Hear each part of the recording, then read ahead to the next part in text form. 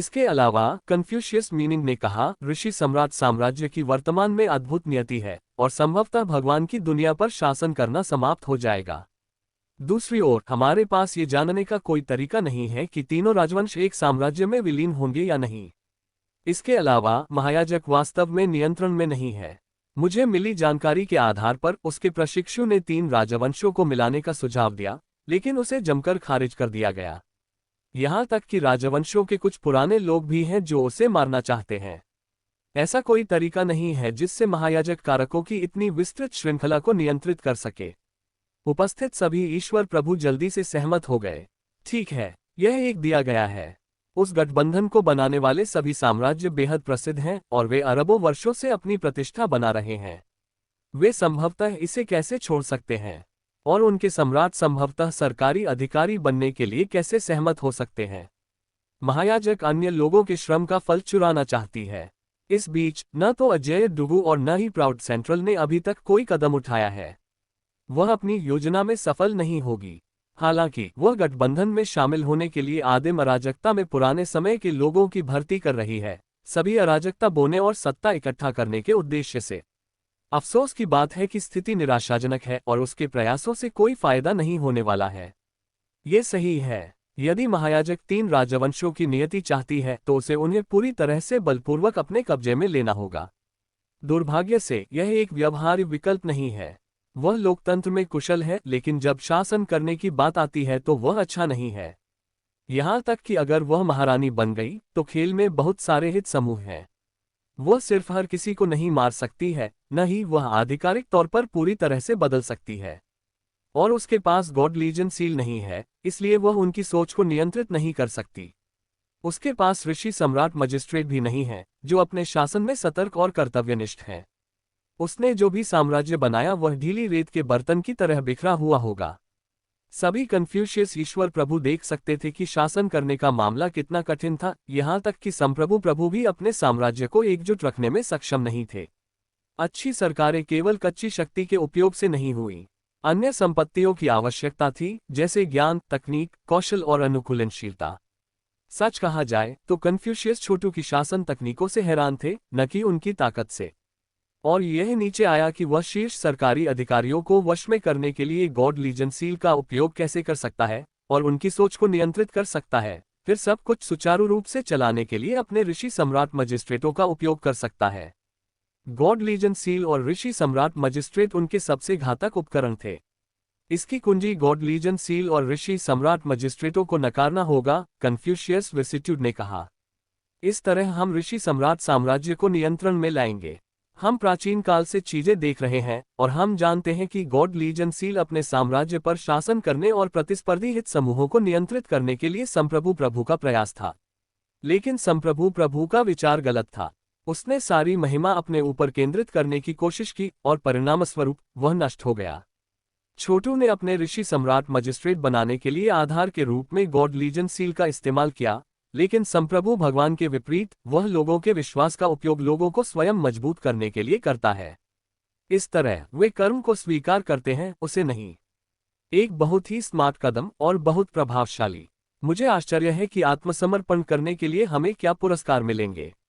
आइए बड़प्पन या अधिकारियों के रूप में पदों की मांग न करें, लेकिन हमें निश्चित रूप से कॉलेज खोलने और कन्फ्यूशियस आदर्शों को स्थापित करने की अनुमति देनी होगी। फिर जैसे जैसे हम धीरे धीरे अधिक शिष्य प्राप्त करते हैं, हम अधिक प्रभाव प्राप्त कर सकते हैं। एक बार जब लोगों को हमारे कन्फ्यूशियस सोचने के तरीके पर भरोसा होने लगता है तो हम उनके दिल को बदल सकते हैं और ऋषि सम्राट मजिस्ट्रेटों से छुटकारा पा सकते हैं। ये सही है। जनता के सोचने के तरीके को बदलना ही सब कुछ बदलने की कुंजी है। ऋषि सम्राट साम्राज्य की नौकरशाही बहुत यांत्रिक है। इसके विपरीत हमारे सोचने का तरीका जनोन्मुख है। हमें ये बताने की जरूरत है कि हम लोगों की परवाह करते हैं और वे हर चीज की नींव हैं। अगर हम सभी को यह समझा सके कि सरकारी अधिकारियों को इंसान होना चाहिए, तो हम कन्फ्यूशियस आसानी से नियंत्रण कर सकते हैं। लेकिन अगर हम स्कूलों का एक समूह स्थापित करते हैं और लोगों के दिमाग को बदलने की कोशिश करते हैं, तो क्या छोटू हस्तक्षेप करेगा? ये संभव है। वह निश्चित रूप से बहुत चतुर और निर्दयी है। वह हमारी योजना के माध्यम से देख सकता है। इससे कोई फर्क नहीं पड़ता। ऋषि सम्राट मजिस्ट्रेटों में मानवीय गुणों की कमी है, जबकि हम अधिक मुख्यधारा के दृष्टिकोण की पेशकश करते हैं। इसके अलावा जब लोग अपनी स्वतंत्रता और स्वतंत्रता खो देते हैं तो साम्राज्य कैसे मजबूत हो सकता है। आइए पहले चीजों को महसूस करें, खासकर वर्तमान नेताओं के बारे में। हालांकि बैठक में उपस्थित कन्फ्यूशियस के अलग अलग विचार और लक्ष्य थे, लेकिन वे सभी ऋषि सम्राट साम्राज्य में शामिल होना चाहते थे और वहां कॉलेज और स्कूल स्थापित करना चाहते थे। उन्होंने सोचा कि यदि वे समग्र रूप से जनता की सोच को प्रभावित कर सकते हैं तो वे ऋषि सम्राट मजिस्ट्रेटों को उखाड़ फेंक सकते हैं और एक कन्फ्यूशियस अधिकारी स्थापित कर सकते हैं।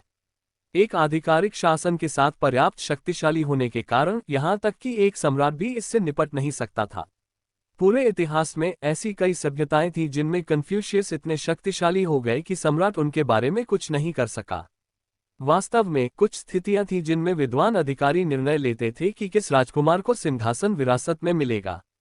ऐसी जगहों पर विद्वान अधिकारी सब कुछ चलाते थे, जबकि सम्राट एक प्रमुख व्यक्ति था जो महल में विलासिता के जीवन का आनंद लेता था। अंत में उन्होंने कभी कभी पूर्ण नियंत्रण हासिल कर लिया और सम्राट से छुटकारा पा लिया। जैसे ही बैठक समाप्त होने वाली थी, उनके कानों में एक आवाज गूंज उठी। हमारे प्रिय कन्फ्यूशियस मित्रों, हम ऋषि सम्राट साम्राज्य के नेता आपको बातचीत के लिए आमंत्रित करना चाहते हैं। घड़घड़ाना। बाहर एक विशाल पुल दिखाई दिया था जिससे कॉलेज के कई छात्रों की प्रशंसा की अभिव्यक्ति हो रही थी। अचानक कॉलेज में सभी को बाहर से आने वाला भारी दबाव महसूस हुआ, कुछ ऐसा जो उन सभी को कुचलने के लिए पर्याप्त था। वे 5 क्वाड्रिलियन मजबूत थे और उनके लिए इस नए साम्राज्य में प्रवेश करने, शिक्षक बनने, स्कूलों का प्रसार करने और जनता को प्रभावित करने की योजना थी। लेकिन अंत में 5 क्वाड्रिलियन की आबादी बहुत बड़ी नहीं थी। आओ चलो औपचारिक अभिवादन करते हैं। कन्फ्यूशियस गॉड लॉर्ड साम्राज्य के नेताओं को देखने के लिए बाहर निकले, जो निश्चित रूप से यांग सुसु, जेडफॉल और अन्य थे। इन नेताओं को नियति का इतना बड़ा समर्थन था कि कन्फ्यूशियस लोग इसका विरोध करने पर असंख्य क्लेशों से अभिशप्त हो जाएंगे। उच्च पुजारिन ने ऋषि सम्राट साम्राज्य को पार करने की हिम्मत नहीं की, तो कुछ क्वाड्रिलियन कन्फ्यूशियस विद्वान ऐसा कैसे कर सकते थे। आप कन्फ्यूशियस ऋषि सम्राट साम्राज्य में शामिल होने आए हैं, है ना? यांग सुसु ने कहा। हमारी शक्ति से प्रभावित, मुझे लगता है। खैर, बधाई हो, आपने सही निर्णय लिया है। वह स्पष्ट रूप से अपने शब्दों से स्थिति पर नियंत्रण कर रही थी। ऋषि सम्राट साम्राज्य के देवियों और सज्जनों, कन्फ्यूशियस विसिसिट्यूड ने कहा, यह सच है कि हम यहाँ आत्मसमर्पण करने आए हैं। हालांकि हमारी कुछ शर्तें हैं। निश्चित रूप से आप गुणी पुरुषों के साथ विनम्र व्यवहार करना चाहते हैं और विद्वानों के साथ सम्मानपूर्वक व्यवहार करना चाहते हैं। इसलिए कृपया हमें अनुमति दें, इसकी कोई जरूरत नहीं है। चूंकि आप आत्मसमर्पण करने आए हैं, निश्चित रूप से हम सदाचारी पुरुषों के साथ विनम्र व्यवहार करेंगे और विद्वानों के साथ सम्मानपूर्वक व्यवहार करेंगे। आप हमारे साम्राज्य में कॉलेज खोलना चाहते हैं, है ना? यह आसान है। हम आपका समर्थन करेंगे और यहाँ तक कि आपको कन्फ्यूशियस सभ्यता के आदर्शों को फैलाने की अनुमति भी देंगे। उम्मीद है आप बहुत सारे प्रतिभाशाली लोगों को बदल सकते हैं। इसके अलावा हम आप सभी को बड़प्पन के रूप में नियुक्त करने के लिए भी तैयार हैं, हालांकि इसके लिए तब तक इंतजार करना होगा जब तक कि सम्राट स्वयं वापस न आ जाए। वह वही है जो इस तरह की व्यवस्था करता है। आप में से कई लोग कितने भी हों, हम एक रिकॉर्ड रखेंगे और इसके लिए आपको पुरस्कृत करेंगे। महामहिम छोटू वर्तमान में स्वर्ग के हॉल में हैं, जो अर्धरथ स्तर तक पहुंच गए हैं। उन्हें जल्द ही वापस आ जाना चाहिए। पुरुष, उन उपहारों को बाहर लाओ जिन्हें हमने स्वर्ग के संप्रभु प्रभु के हॉल से तैयार किया है। ऐसी बहुत सी चीजें हैं जो हमारे कन्फ्यूशियस दोस्तों को पसंद आएंगे।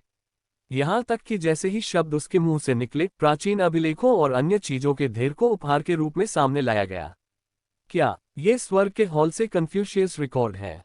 कन्फ्यूशियस के चेहरे प्रत्याशा से काफी चमक रहे थे। वे कभी नहीं भूले थे कि कैसे संप्रभु प्रभु ने बहुत पहले उन्हें सताया था और उनमें से इतने सारे को मार डाला था। अतीत में उनके कई शीर्ष व्यक्ति आधे रथ स्तर तक पहुंचने के कगार पर थे जब संप्रभु प्रभु ने उन्हें मार डाला। ये किसी आपदा से कम नहीं था और निश्चित रूप से उस समय में कई प्राचीन रिकॉर्ड खो गए थे। कन्फ्यूशियस लंबे समय से उन रिकॉर्डों को वापस पाने का सपना देख रहे थे, लेकिन अब ऋषि सम्राट साम्राज्य उन्हें उपहार के रूप में दे रहा था। ये स्वर्ग से ही एक उपहार की तरह लग रहा था। अचानक उनमें से कई ने अपने दिलों में उमड़ रहे साम्राज्य के लिए आभार महसूस किया। स्वर्ग की स्तुति करो। उनके कई ईश्वर प्रभुओं ने कहा, अपने घुटनों पर गिर गए, उनकी आंखें आंसुओं से भर गईं। यान सुसु और अन्य लोग मुस्कुराए क्योंकि उन्होंने देखा कि उनकी योजना काम कर रही थी। कन्फ्यूशियस लोगों के दिलों में अपना रास्ता बनाने की योजना बना रहे थे, लेकिन छोटू के लोग उनके साथ भी ऐसा ही करने की योजना बना रहे थे। और यह केवल पहला कदम था। एक बार जब कन्फ्यूशियस साम्राज्य का हिस्सा हो जाते थे तो योजना के अगले हिस्से आसानी से पूरे हो जाते थे। छोटू को ये कैसे एहसास नहीं हो सकता था कि कन्फ्यूशियस वास्तव में क्या कर रहे थे। अपनी सरकार बनाने के लिए उन्होंने असंख्य सभ्यताओं का सावधानीपूर्वक अध्ययन किया जो पूरे इतिहास में मौजूद थीं। ये देखते हुए कि देवता की दुनिया कितनी विशाल थी और इसके भीतर मौजूद अनगिनत राष्ट्र, इसने ये सवाल पूछा कि वास्तव में कितनी सभ्यताएं शामिल थीं। और यह अरबों वर्षों के इतिहास में अरबों ले जा रहा था। छोटू ने उन सभी का ध्यान से अध्ययन किया था। तभी उसने कन्फ्यूशियस पर अपना लक्ष्य निर्धारित किया। वे सरकारें चलाने में सबसे अच्छे थे, इतना कि शैतान या राक्षसों के रूप में एक ही सांस में उनका उल्लेख करना व्यर्थ था। बाद वाले को आदेश की बिल्कुल भी परवाह नहीं थी। उनके साथ जंगल का कानून प्रबल था और कमजोर मजबूत लोगों का शिकार थे। अराजकता का राज था। दाओवादी और बौद्ध थोड़े बेहतर थे, लेकिन ज्यादा नहीं, और वे हमेशा भ्रष्टाचार से ग्रस्त रहते थे। कन्फ्यूशियस ही एकमात्र ऐसे व्यक्ति थे जिन्होंने ज्ञान का समर्थन किया और लगातार सभ्यता की चिंगारी को बनाए रखा। हालांकि इससे कोई फर्क नहीं पड़ता कि वे चीजों को कितनी अच्छी तरह चलाते हैं, वे कभी भी इस कहावत से बच नहीं सकते थे कि चरमोत्कर्ष पर पहुंचने के बाद सभी चीजें उखड़ने लगती हैं। छोटू के ऋषि सम्राट मजिस्ट्रेटों के पास कन्फ्यूशियस की सर्वोत्कृष्टता थी, लेकिन साथ ही उन्होंने अपनी शिक्षाओं में मौजूद किसी भी आखिरी बकवास को हटा दिया था। घुसपैठ करने वाले कन्फ्यूशियनों के पास एक सरल योजना थी, ज्ञान फैलाना, फिर झूठ के साथ जनता की भावना को भड़काना। सत्ता को जब्त करो, फिर स्वर्ग के पुत्र को हड़प लो और उसे हेरफेर करने के लिए एक उपकरण के अलावा और कुछ नहीं में बदल दो। तब वे राष्ट्र की नियति पर कब्जा कर सकते थे और वास्तव में कन्फ्यूशियस साम्राज्य बना सकते थे। इस तरह कन्फ्यूशियस ने उन सभी अनगिनत सभ्यताओं में काम किया था जिनमें वे मौजूद थे, और जिन साम्राज्यों में वे काम करते थे वे उनके बारे में कुछ भी करने में असहाय थे। कोई भी वास्तव में शक्तिशाली सम्राट जो अपने साम्राज्य को नियंत्रित करना चाहता था, उसे कन्फ्यूशियस लोगों की मदद लेनी होगी। और वे सरकार के हर पहलू में गुप्त रूप से घुसपैठ करेंगे जब तक कि वे स्वयं सम्राट को नियंत्रित नहीं करते। यहाँ तक कि प्रभु भी उनकी योजना का शिकार हो गए थे। उन्होंने अपनी सरकार में कई कन्फ्यूशियस लोगों का इस्तेमाल किया था और उन्होंने अंततः सत्ता पर कब्जा करने की कोशिश की थी। उनके लिए दुख की बात है कि उसने अपने क्रोध में उनमें से लगभग सभी को मार डाला था। दुर्भाग्य से कन्फ्यूशियस को हटाने से एक बड़ा शक्ति निर्वात पैदा हो गया और अंत में पूरी चीज नष्ट हो गई। ये वास्तव में हार हार की स्थिति थी। छोटू कन्फ्यूशियस को अपने साम्राज्य में आने की अनुमति दे रहा था और यहाँ तक कि उन्हें सीखने के स्कूलों की स्थापना के लिए प्रोत्साहित करने के लिए भी जा रहा था। ये था कि वे जितना अधिक आदेश बनाते थे उतने ही अधिक ऋषि सम्राट मजिस्ट्रेट उन्हें मिलते थे। अंत में वह उन्हें अपने शासन को स्वीकार करने और कन्फ्यूशियस सोच या कम से कम नकारात्मक पहलुओं को दूर करने के लिए मजबूर करेगा। उदाहरण के लिए, कोई गुट या हित समूह नहीं होंगे और शाही शक्ति का कोई बंटवारा नहीं होगा। वह उन्हें तब तक ज्ञान फैलाने देगा जब तक इससे उसे लाभ हो, लेकिन वह उन्हें कोई सच्चा प्रभाव नहीं डालने देगा। जब कन्फ्यूशियस ने अंततः उनके साम्राज्य में प्रवेश किया तो यह उनके सदमे की बात थी कि उन्होंने पाया कि चीजें उनकी कल्पना से बहुत अलग थीं। पहले से ही सीखने के अनगिनत स्कूल थे जिनमें पढ़ने, लिखने, भाषा, दाववादी तकनीकों, दिव्य क्षमताओं, जादुई कानूनों, मशीनरी, संस्कृति, खेती, ईश्वरत्व और यहाँ तक कि व्यवसाय में शिक्षा दी जाती थी। कन्फ्यूशियनों के लिए और भी अधिक आश्चर्यजनक बात यह थी कि छात्रों के पास उनकी रुचि का अध्ययन करने का विकल्प था। उन्होंने मूल रूप से साम्राज्य में मार्च करने, स्कूलों की स्थापना करने और सीखने के लिए छात्रों की भीड़ को उनके पास लाने की कल्पना की थी। तब वे उन स्कूलों का उपयोग अपने दर्शन का प्रचार करने और चीजों को करने के अपने तरीके को सूक्ष्मता से बढ़ावा देने के लिए कर सकते हैं। हालांकि उम्मीद के विपरीत पहले से ही कई स्कूल अस्तित्व में थे और साम्राज्य में हर किसी के पास कक्षाओं में भाग लेने का विकल्प था। जब कन्फ्यूशियस अपने स्कूल स्थापित करते थे तो लोग दिव्य क्षमताओं और जादुई तकनीकों को सीखने के लिए उनके पास आते थे। लेकिन जब उन्होंने अपने अनूठे सोचने के तरीके को फैलाने की कोशिश की तो एक भी छात्र उनकी कक्षाओं में नहीं आता था। इसका कारण ये था कि छोटू के सोचने का तरीका लंबे समय से भूमि में व्याप्त था और हर कोई साम्राज्य को अपना विश्वास देने के आदी था। वास्तव में उन्होंने अपने सम्राट को भी विश्वास नहीं दिया। इस साम्राज्य में सम्राट भी कानून का पालन करता था, और निश्चित रूप से ऋषि सम्राट मजिस्ट्रेटों ने ये देखा कि सब कुछ कानून के अनुसार चले। जल्द ही कन्फ्यूशियस और उनके मौजूदा छात्रों ने विरोध करना शुरू कर दिया। उन्होंने शिकायत की कि ऋषि सम्राट मजिस्ट्रेट चीजों को ठीक से नहीं चलाते थे और बहुत सख्त थे, साम्राज्य में लोगों की स्वतंत्रता छीन लेते थे। साम्राज्य के नेताओं ने जल्दी से छोटू को ये खबर भेजी। बेशक वह बस ऐसा होने का इंतजार कर रहा था और पहले से ही एक प्रतिक्रिया तैयार कर चुका था। इस प्रकार ये घोषणा की गई कि साम्राज्य के हर कॉलेज में वाद विवाद प्रतियोगिताएं होंगी और ऋषि सम्राट मजिस्ट्रेटों और कन्फ्यूशियस शिष्यों के बीच बहस होगी। वे राजनीति, राष्ट्रीय पहचान, नागरिकों के बीच मुद्दों, इतिहास, सभ्यता और कई अन्य विषयों के बारे में बात करेंगे। साम्राज्य में सभी को भाग लेने के लिए आमंत्रित किया गया था और उन्हें जो भी सबसे अधिक समझ में आता है उसे सुनने के लिए प्रोत्साहित किया जाता था। यह एक उचित व्यवस्था थी और कन्फ्यूशियस शिष्यों को यह स्वीकार करना पड़ा कि यह समझ में आता है। यदि साम्राज्य ने उन्हें दबाने की कोशिश की होती तो वे और अशांति भड़काते, लेकिन इसके बजाय उन्हें सभी की आंखों के सामने खुले में अपने मन की बात कहने का मौका दिया गया। जल्द ही हर जगह बहस चल रही थी। लगभग तुरंत ही कन्फ्यूशियस इस बात से चकित थे कि उनके तर्क कितने अप्रभावी थे। ऐसा कोई तरीका नहीं था कि वे खुद को किसी भी प्रकार का ऋषि कह सकें। जैसा कि यह निकला, यहाँ तक कि साम्राज्य में औसत नागरिक भी बेहद जानकार थे और अक्सर ऐसे प्रश्न पूछते थे जो इतने कठिन थे कि कन्फ्यूशियस खुद को जीभ से बंधे हुए और जवाब देने में असमर्थ पाते थे।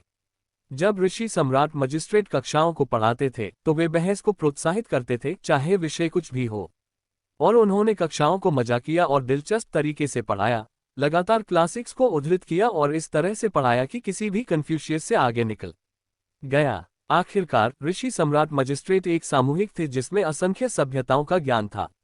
गणितीय गणनाओं से लेकर दाववादी तकनीकों तक हर चीज के बारे में उनकी समझ वास्तव में ईश्वर प्रभुओं से आगे निकल गई। प्रत्येक ऋषि सम्राट मजिस्ट्रेट स्वर्गीय कामकाज गणना प्रणालियों के अवतार की तरह था और वे ऐसे कार्य कर सकते थे जो सामान्य रूप से फोटोनिक कंप्यूटरों के मेजबानों को एक साथ काम करने के लिए ले जाते थे। ऋषि सम्राट मजिस्ट्रेट हर चीज में अच्छे थे।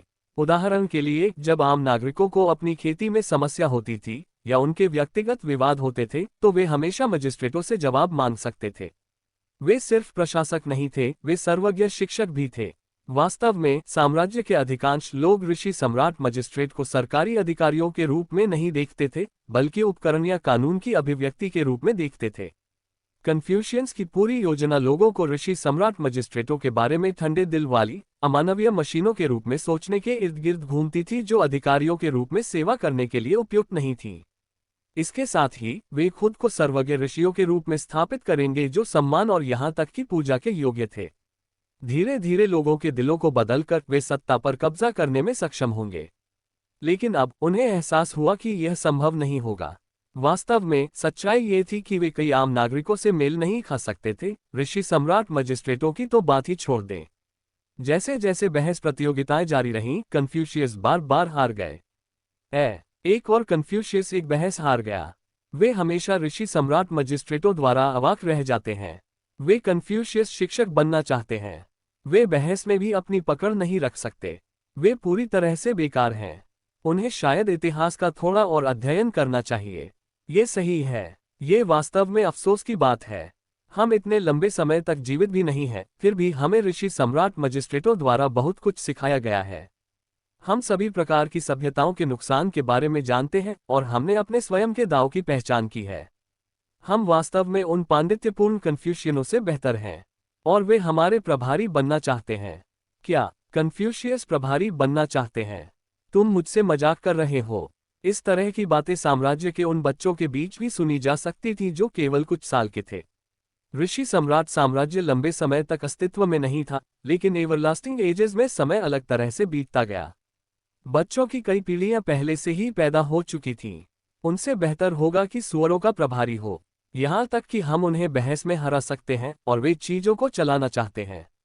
हाँ सही, हमारे ऋषि सम्राट मजिस्ट्रेट उनसे खरबों गुना बेहतर हैं। कितनी हास्यास्पद स्थिति है। हो सकता है कि अगर वे कुछ और वर्षों का अध्ययन करते हैं तो वे ऋषि सम्राट साम्राज्य के हम सामान्य नागरिकों के समान स्तर तक पहुंच सकते हैं।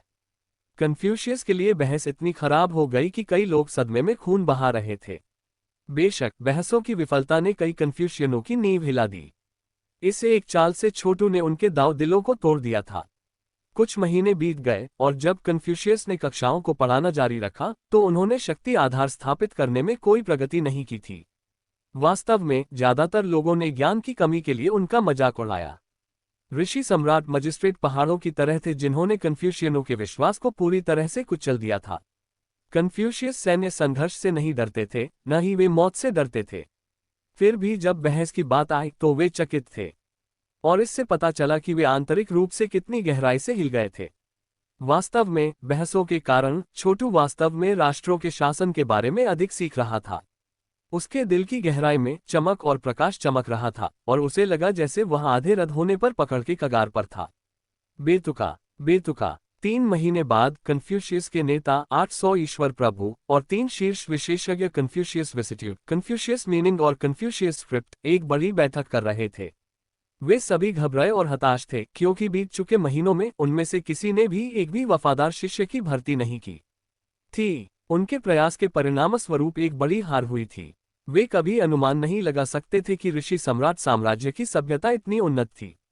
वास्तव में आयोजित की गई बहसों के कारण कई कन्फ्यूशियस छात्र साम्राज्य से प्रभावित हुए थे और उन्होंने अपने आदर्शों और सोचने के तरीके को बदलना शुरू कर दिया था। आखिरकार हर कोई एक उन्नत और प्रगतिशील सभ्यता का हिस्सा बनना चाहता था। छोटू के साम्राज्य की सभ्यता ने कन्फ्यूशियस द्वारा प्राप्त की जा सकने वाली किसी भी चीज से आगे निकल गई। जैसे ही कन्फ्यूशियवाद के छात्रों ने ये सीखा, उन्हें एहसास हुआ कि वे एक गलत रास्ते पर चल रहे थे और छोटू का रास्ता सही था। कौन अनुमान लगा सकता था कि ऋषि सम्राट साम्राज्य के लोग इतने जिद्दी होंगे? कन्फ्यूशियस विसिट्यूड ने कहा, पूरी तरह से असंतुष्ट लग रहा था। क्यों? हम में से हर एक अद्भुत कन्फ्यूशियस विद्वान है, शिक्षा में विशाल अनुभव के साथ एक महान ऋषि है। लोग हमें उन्हें सिखाने के लिए एक दूसरे के दांत और नाखून पर पंजा मारेंगे, लेकिन यहाँ वे सिर्फ हम पर हंसते हैं। ऐसा लगता है कि हमने ऋषि सम्राट मजिस्ट्रेटों की क्षमताओं को कम करके आंका है। वे सरकारी अधिकारी नहीं हैं, वे स्वर्ग के दांव के प्राकृतिक नियमों का हिस्सा हैं, और वे लगातार बदल रहे हैं। हमें एक नई योजना के साथ आने की जरूरत है। लोगों के दिलों को बदलने से काम नहीं चलने वाला है। लेकिन आप क्या सुझाव देते हैं कि हम अब क्या करें? कन्फ्यूशियस मीनिंग ने गुस्से में कहा। पिछले 3 महीनों में बहस में हम कन्फ्यूशियस को बार बार पूरी तरह से हराया गया है। हम इस साम्राज्य में पूरी तरह से हंसी का पात्र बन गए हैं। गाली। हमें यह महसूस करना चाहिए था कि बहस प्रस्ताव एक जाल था। मैं ईमानदारी से हैरान हूं कि हम इतनी बुरी तरह से हार गए हैं, भले ही हम बल का उपयोग करने से पीछे हट गए हों। जब कन्फ्यूशियस लोगों ने सरकार पर कब्जा करने की कोशिश की तो उन्हें हमेशा विरोध का सामना करना पड़ा, और जिस तरह से उन्होंने इस पर काबू पाया वह आम जनता को प्रभावित करने के लिए सार्वजनिक बहस आयोजित करना था। सामान्यतया वे बहसों में बौद्धों को कुचल सकते थे, लेकिन जब ऋषि सम्राट मजिस्ट्रेटों पर बहस की गई तो वे पूरी तरह से पराजित हो गए। ऐसे कुछ अवसर आए थे जिनमें कन्फ्यूशियस छात्रों ने खुले तौर पर ऋषि सम्राट मजिस्ट्रेटों पर सरकारी अधिकारियों के रूप में सेवा करने के लिए अयोग्य होने का आरोप लगाया था। मजिस्ट्रेटों ने अपना आपा नहीं खोया और न ही उन्होंने बल प्रयोग किया। उन्होंने बस इस मामले पर सार्वजनिक रूप से चर्चा की, यहाँ तक कि कन्फ्यूशियस लोगों से सुझाव भी मांगे जिसे वे बाद में खारिज कर देंगे। कन्फ्यूशियस को पूरी तरह से कुचल दिया गया। यहाँ तक कि कन्फ्यूशियस विसिट्यूड और कन्फ्यूशियस मीनिंग भी बहस में हार गए थे, जिससे सामान्य रूप से कन्फ्यूशियस लोगों के चेहरे का भारी नुकसान हुआ। वे ऋषि सम्राट साम्राज्य छोड़ने की भी सोच रहे थे। हालांकि वे जानते थे कि यदि वे दल बदल करते हैं तो साम्राज्य उन्हें कभी माफ नहीं करेगा और वे संभवतः मारे जाएंगे। और उन्हें इसमें कोई संदेह नहीं था कि छोटू इस सब को नियंत्रित कर रहा था। छोटू बस उनके दल बदल की कोशिश करने का इंतजार कर रहा था, जिसके बाद वह उन्हें कड़ी सजा देगा। शिक्षकों, अगर चीजें इसी तरह चलती रहीं तो हम अत्यधिक खतरे में पड़ने वाले हैं, कन्फ्यूशियस गॉडलॉर्ड्स में से एक ने कहा। हमारी योजना विफल हो गई। ऐसा कोई तरीका नहीं है जिससे हम ऋषि सम्राट मजिस्ट्रेटों को पदच्युत या भर्ती करेंगे। वास्तव में कन्फ्यूशियवाद की प्रतिष्ठा को बनाए रखना मुश्किल होने वाला है। हम अपने साथ लाए गए 5 क्वाड्रिलियन छात्रों में से 1% ने पहले ही कन्फ्यूशियवाद छोड़ दिया है। ऋषि सम्राट मजिस्ट्रेट सरकार के विशेषज्ञ हैं और वास्तव में वे संस्कृति और सभ्यता के बारे में हमसे अधिक समझते हैं। वे एक नया रास्ता बना रहे हैं जिसका उपयोग सब कुछ पार करने और रद स्तर तक पहुंचने के लिए किया जाएगा। इस दर पर हमें अपने सभी छात्रों को खोने में केवल 4 या 5 साल लगेंगे। चलो चलो यहाँ से चले जाओ। एक और भगवान ने दांत पीसते हुए कहा। अगर हम यहाँ रहेंगे तो हमें कोई फायदा नहीं होगा। वास्तव में हम साम्राज्य को और अधिक भाग्य दे रहे हैं। चलो 3 राजवंशों के गठबंधन पर चलते हैं। हमारे पास वहां का लाभ उठाने के लिए बहुत सारे अवसर होंगे। हम उच्च पुजारिन की शक्ति का उपयोग जल्दी से उच्च स्तर के अधिकार तक पहुंचने के लिए कर सकते हैं, जो यहाँ ऋषि सम्राट साम्राज्य में संभव नहीं होने वाला है। पिछले 3 महीनों में हमने जो कुछ भी नहीं किया है उससे मदद मिली है, और हमने हर उस बहस को खो दिया है जिसमें हमने भाग लिया था। यह एक निरंतर आपदा रही है। दोष, आपको लगता है कि छोटू को नहीं पता कि हम ऐसा करने की कोशिश कर सकते हैं। कन्फ्यूशियस विसिट्यूड ने आह भरी। हम पूरी तरह से विफल रहे। यदि आप बाघ की सवारी करते हैं तो उतरना मुश्किल है, और अब हम उस स्थिति में हैं जहां हम आगे नहीं जा सकते और हम वापस नहीं जा सकते। अब केवल एक चीज जो हम कर सकते हैं वह है नीचे झुकना, और आशा है कि हम धीरे धीरे कुछ प्रगति कर सकते हैं। लेकिन अगर हम कुछ नहीं करते हैं तो हमारे अधिक से अधिक लोग साम्राज्य के सामान्य नागरिक बनने जा रहे हैं। जब हम अकेले बचे हैं तो क्या? चिंता मत करो, कन्फ्यूशियस मीनिंग ने कहा, उसके चेहरे पर एक शातिर मुस्कान। हम महायाजक को संदेश देने का एक तरीका खोज लेंगे। अंदर और बाहर से एक समन्वित प्रयास के परिणामस्वरूप निश्चित रूप से ऋषि सम्राट साम्राज्य का विनाश होगा। ऋषि सम्राट साम्राज्य को नष्ट करें, कन्फ्यूशियस लिपि ने कहा। मुझे डर है कि ऐसा नहीं होने वाला है। इसके अलावा इसे नष्ट करने से कोई फायदा नहीं होगा। महायाजक हमारे साथ तोप के चारे की तरह व्यवहार करेगी। इसके अलावा हम निश्चित रूप से जानते हैं कि ऋषि सम्राट मजिस्ट्रेट राष्ट्रों पर शासन करने के तरीकों में हमसे श्रेष्ठ हैं। अन्यथा हम पिछले 3 महीनों में हर बहस को कैसे हार सकते थे? एकमात्र स्पष्टीकरण यह है कि हम वास्तव में उनके रूप में जानकार नहीं हैं। हमें बदलना होगा, इतना ही स्पष्ट है। एकमात्र विकल्प ये स्वीकार करना है कि हम हार गए हैं, फिर खुद को बेहतर बनाने पर काम करें, नए विचार सामने लाएं और नई पगडंडियों को प्रज्वलित करें। जब हमारे कन्फ्यूशियस सिद्धांतों को और अधिक परिपूर्ण बना दिया गया है तो हम बहस का एक नया दौर चला सकते हैं। मूर्ख, कन्फ्यूशियस विसिट्यूड भौंका। आप सीधे नहीं सोच रहे हैं, स्क्रिप्ट। हम ऋषि सम्राट साम्राज्य पर नियंत्रण करने के लिए आए थे, न कि इसके विपरीत। मुझे मत बताओ कि तुम भी बहसों से भ्रमित हो गए हो। यदि हम वास्तव में नियंत्रण नहीं ले सकते हैं तो हमारा एकमात्र विकल्प गुप्त रूप से भागना है। हम यहाँ नहीं रह सकते, लेकिन हम कैसे छोड़ते हैं? कन्फ्यूशियस लिपि ने ठंडे स्वर में कहा। उन्होंने कहा, आपने खुद कहा था कि हम न तो आगे बढ़ सकते हैं और न ही पीछे। और अगर हम बने रहते हैं तो हम अंततः खुद को खो देंगे और साम्राज्य में समरूप हो जाएंगे। सरल, कन्फ्यूशियस अर्थ ने कहा। हम एक आंतरिक और बाहरी हमले दोनों का समन्वय करते हैं। एक और हम ये दिखावा कर सकते हैं कि हमने ऋषि सम्राट साम्राज्य के सोचने के तरीके में परिवर्तित होने का फैसला किया है, लेकिन वास्तव में हम गुप्त रूप से महायाजक से संपर्क करेंगे। ऋषि सम्राट साम्राज्य अंततः हम कन्फ्यूशियनों का होने जा रहा है। कुछ भी उस अनिवार्यता को नहीं बदल सकता है, और अगर हम उन्हें शब्दों से नहीं मना सकते तो हम उन्हें जीत लेंगे। उन पर विजय प्राप्त करें, एक आवाज ने कहा। मुझे लगा कि आप कन्फ्यूशियस वफादारी पर ध्यान केंद्रित कर रहे थे। मुझे लगा कि आप शांति और सुरक्षा की सबसे ज्यादा परवाह करते हैं, लेकिन यहाँ आप विद्रोह की योजना बना रहे हैं। मैंने आपको कई मौके दिए, मैंने आपको वाद विवाद दिया था। आपके पास ऋषि सम्राट मजिस्ट्रेटों पर जीत हासिल करने का मौका था। यदि आपके पास होता तो आप बहुत अधिक शक्ति और अधिकार अर्जित कर सकते थे, लेकिन इसके बजाय आप अपना रास्ता खुद छोड़ रहे हैं।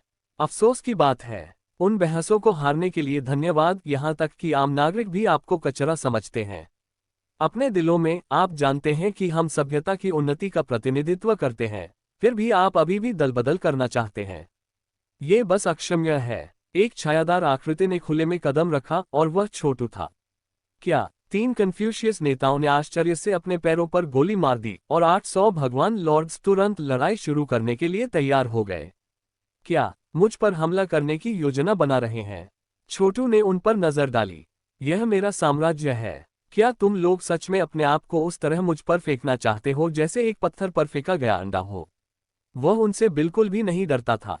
यह उसका साम्राज्य था और यहाँ महायाजक भी बिना मारे उस पर हमला नहीं कर सकती थी। उसकी पीठ पर भाग्य और उसके पक्ष में स्वर्ग के दांव के साथ वह हमला करने के लिए अभेद्य था। इसके अलावा देवताओं के लिए प्राचीन सड़क की मरम्मत के उनके प्रयास के लिए धन्यवाद, और 3 महीने की बहस से उन्होंने जो सीखा था उसके कारण वह आधे रथस्तर के कगार पर थे। उस समय उसे कन्फ्यूशियस को हराने के लिए राष्ट्रीय भाग्य की भी आवश्यकता नहीं होगी। छोटू, कन्फ्यूशियस विसिसिट्यूड ने कहा। वह घबराया हुआ लग रहा था। वह जानता था कि उनके पक्ष में संख्या होने पर भी वे इस प्रतिद्वंद्वी के साथ कुछ नहीं कर पाएंगे। आखिरकार अगर छोटू को इस तरह मारना संभव होता तो महायाजक पहले ही उस पर एक चाल चल चुकी होती। क्या आप कन्फ्यूशियस वास्तव में उचित शिष्टाचार नहीं समझते हैं? आपको सम्राट की उपस्थिति में घुटने टेकने चाहिए। घड़घड़ाना। जैसे ही शब्द उसके मुंह से निकले, महत्वपूर्ण ऊर्जा की लहरें नीचे कुचल गईं, जिससे चरमराती आवाजें गूंजने लगी क्योंकि ईश्वर प्रभुओं को नीचे गिराया गया था। अपने घुटनों पर केवल 3 नेता खड़े रहे, हालांकि उनके जोड़ चरमरा गए और उनकी पीठ झुकी हुई थी क्योंकि वे बल के खिलाफ संघर्ष कर रहे थे। अभी भी घुटने टेकने वाला नहीं है। छोटू भौंकने लगा, जिसके बाद भाग्य अचानक दौड़ा और तीनों विशेषज्ञ फर्श पर गिर गए। यह मेरा साम्राज्य है और यहाँ तक कि महायाजक एक अर्धरथ विशेषज्ञ यहाँ की नियति की अवहेलना नहीं कर सकती है। आप 3 कन्फ्यूशियस ने वास्तव में अपने असली इरादों को अच्छी तरह से छिपाया, लेकिन अंत में आप मेरी अवहेलना नहीं कर सकते। जब आप साम्राज्य के नागरिक बन गए तो आप मेरे नियमों से सहमत हो गए, लेकिन यहाँ आप एक गुप्त बैठक कर रहे हैं जिसमें आप साम्राज्य के हितों का विरोध कर रहे हैं। मुझे वास्तव में कैसे प्रतिक्रिया देनी चाहिए? उन्होंने कहा, मैंने आपको बहस के जरिए खुद को साबित करने का मौका दिया, लेकिन आप हार गए। और अब आप बाहरी लोगों के साथ मिलीभगत के बारे में बात कर रहे हैं। आपने कन्फ्यूशियवाद की नश्वर अखंडता का उल्लंघन किया है। लेकिन घबराना नहीं, मैं तुम्हें मारने नहीं जा रहा हूं। हालांकि मैं अस्तित्व में सभी को बताने जा रहा हूं कि आपने क्या किया है। सभी आम नागरिक देखेंगे कि आप किस तरह के लोग हैं, और मुझे यकीन है कि आप कल्पना कर सकते हैं कि वे आपको कैसे दंडित करना चाहेंगे। नहीं, कन्फ्यूशियस अर्थ धुंधला हो गया। अगर ऐसा होता है तो कन्फ्यूशियवाद हमेशा के लिए कुख्यात हो जाएगा। कन्फ्यूशियस अक्सर नश्वर अखंडता के बारे में बात करते थे। उन्होंने दावा किया कि वे इसे खोने के बजाय मरना पसंद करेंगे। फिर भी बहस में हारने के जवाब में कन्फ्यूशियस नेता एक साजिश रच रहे थे, जो कन्फ्यूशियस आदर्शों के अपमान से अधिक नहीं हो सकता था। अगर इस बारे में शब्द लीक हो गया तो सामान्य कन्फ्यूशियस छात्रों को अंदर तक शर्म महसूस होगी। आखिरकार ऐसे कई छात्र पहले से ही ऋषि सम्राट मजिस्ट्रेटों के काम करने के तरीके से आकर्षित हो चुके थे और साम्राज्य के सामान्य वातावरण का आनंद ले रहे थे। उनके नेता अपने हितों को आगे बढ़ाने के लिए दोहरे व्यवहार और पीठ में छुरा घोंपने के लिए तैयार थे, और यहाँ तक कि कन्फ्यूशियवाद की धार्मिकता को त्यागने के लिए भी आगे बढ़ जाते थे। वे कठोर और विस्मयकारी लोग थे जो दूसरों से ऊपर खड़े थे, सभी को बता रहे थे कि क्या करना है। अगर सत्य उजागर हो जाता तो वे अनुग्रह से इतनी बुरी तरह से गिर जाएंगे कि वे कभी ठीक नहीं हो पाएंगे।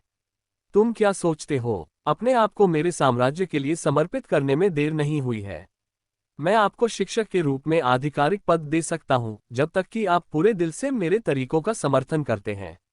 मैं आपको बड़प्पन नहीं बनाऊंगा, लेकिन 3 राजवंशों के साथ युद्ध छिड़ने के बाद आपके पास और भी ऊपर उठने का मौका होगा। आप जानते हैं, मैं आपको जबरन अपने अधीन कर सकता था, लेकिन स्पष्ट रूप से कहूं तो मुझे इस तरह से गॉड लीजन सील का उपयोग करने में कोई दिलचस्पी नहीं थी। मेरा साम्राज्य भगवान की दुनिया की सभ्यता को उच्च स्तर पर ला रहा है, और यदि आप साथ आते हैं तो आपको व्यक्तिगत रूप से लाभ होगा। सहयोग करने से इनकार करें और आप नहीं करेंगे। जो लोग एक उन्नत सभ्यता में रहते हैं वे बर्बरता की ओर लौटना स्वीकार नहीं कर सकते हैं, और 3 राजवंशों के लोग ठीक इसी तरह हैं। कुछ नेताओं ने तुरंत हार मान ली। हम आत्मसमर्पण करने को तैयार हैं। हम आपकी सेवा करेंगे, खासकर अगर इसका मतलब है कि हम अंततः बड़प्पन बन सकते हैं। वे छोटू के शब्दों के छिपे हुए अर्थ को समझ गए। उन्हें योग्यता अर्जित करने के लिए 3 राजवंशों से लड़ने की आवश्यकता होगी और उनके आपराधिक रिकॉर्ड को साफ करना होगा। और अगर उन्होंने काफी अच्छा प्रदर्शन किया तो उन्हें रईसों के रूप में नियुक्त किया जा सकता है। इस बिंदु पर कन्फ्यूशियस विशेषज्ञों को मना करने में कठिनाई हो रही थी। वे जानते थे कि वे बहसों में हार गए थे, और इस तरह अगर वे सच्चे ऋषि बनना चाहते थे तो किसी प्रकार के विद्रोह में साम्राज्य के लोगों का नेतृत्व करना सही काम नहीं था। यह अच्छा है, छोटू ने कहा। आप इस स्थिति को हल्के में नहीं ले सकते। आप केवल विद्रोह पर चर्चा कर रहे थे और कभी कोई कार्रवाई नहीं की, इसलिए मैं मौत की सजा को लागू नहीं करूंगा। इसके बजाय आप राजवंश के सबसे शक्तिशाली मंदिरों में जाएंगे, जहां आप क्षमा के लिए साम्राज्य से प्रार्थना करेंगे। आप साम्राज्य के लिए भी प्रार्थना करेंगे, उसके भाग्य को सुधारने और साम्राज्य को धधकते सूरज की तरह चमकने का अनुरोध करेंगे। यदि तुम कपटी हो तो भाग्य काला पड़ जाएगा और हर कोई इसे स्पष्ट रूप से देख लेगा। अपनी आवाज उठाते हुए उन्होंने कहा, ऋषि सम्राट मजिस्ट्रेट महोदय, जिस कॉलेज में सभा हो रही थी वहां मजिस्ट्रेटों के झुंड जमा हो गए। कन्फ्यूशियस नेताओं को एक विशाल मंदिर में ले जाया गया जहां सरकारी अधिकारियों और मजिस्ट्रेटों के मेजबान प्रार्थना करने की प्रक्रिया में थे। ऋषि सम्राट मजिस्ट्रेट छोटू ने कहा, क्षमा के लिए प्रार्थना में कन्फ्यूशियस नेताओं का नेतृत्व करें। जब उनकी सच्ची प्रार्थनाएं बेहतर नियति की ओर ले जाती हैं तो वे जा सकते हैं, उनके अपराधों को क्षमा कर दिया जाता है। यह एक शातिर कदम था। वह उन्हें इस कार्रवाई के लिए मजबूर कर रहा था, और अगर वे ईमानदारी से प्रार्थना नहीं करते तो यह नियति को दाग देगा और वे इसके द्वारा मिटा दिए जाएंगे। छोटू को इस बात की चिंता नहीं थी कि वे वापस लड़ सकते हैं। उन्हें क्षमा के लिए प्रार्थना करने के लिए मजबूर करके उन्होंने उनके विश्वास को पूरी तरह से तोड़ दिया था। आमतौर पर बोलते हुए कन्फ्यूशियस धार्मिकता और हैसियत पर ध्यान केंद्रित करते थे और समर्पण करने के बजाय मरना पसंद करते थे।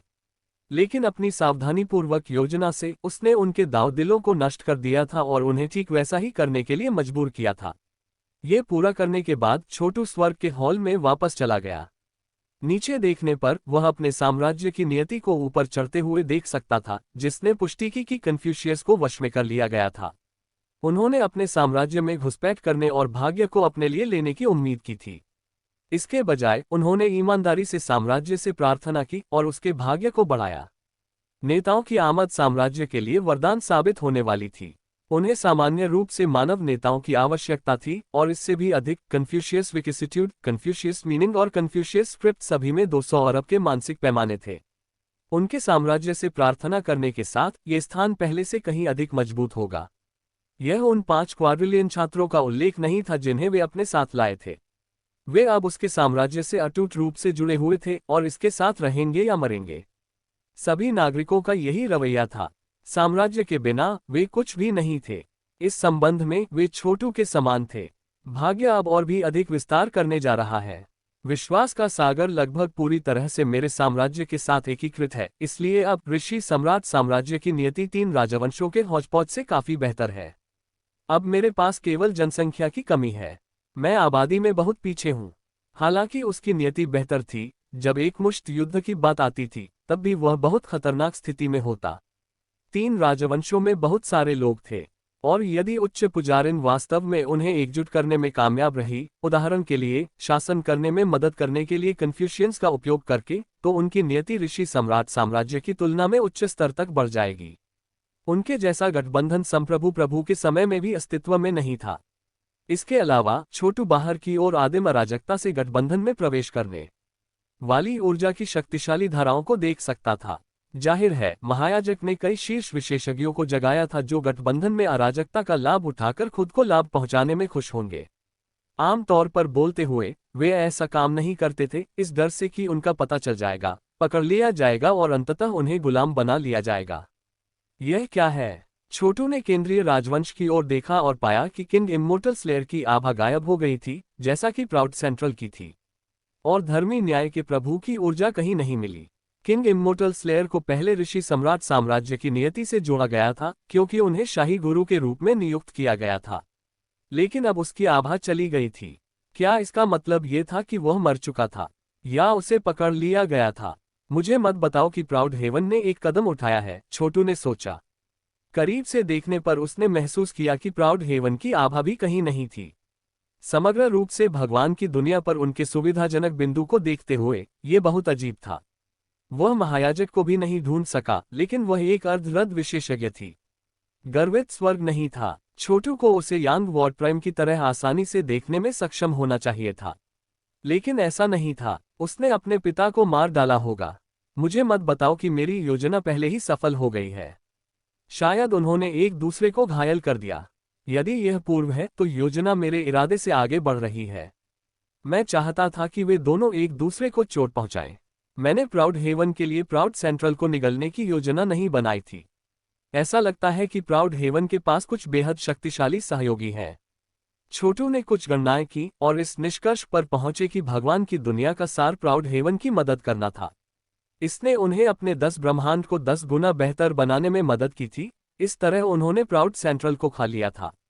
छोटू की योजना काम कर गई थी। ये सिर्फ इतना था कि उसने प्राउड हेवन का समर्थन करने वाली भगवान की दुनिया के सार का अनुमान नहीं लगाया था। किसी भी मामले में वास्तव में कुछ भी नहीं बदला था। उसे अभी भी देवताओं के लिए प्राचीन सड़क खोलने और अपने सभी दोस्तों और परिवार को अशुद्ध भूमि से बचाने की आवश्यकता थी। जनसंख्या में सही वृद्धि के साथ उनका साम्राज्य अंतिम शिखर पर पहुंच जाएगा। और यह और भी अधिक मामला था, ये देखते हुए कि उसके सभी लोग लग्न होंगे।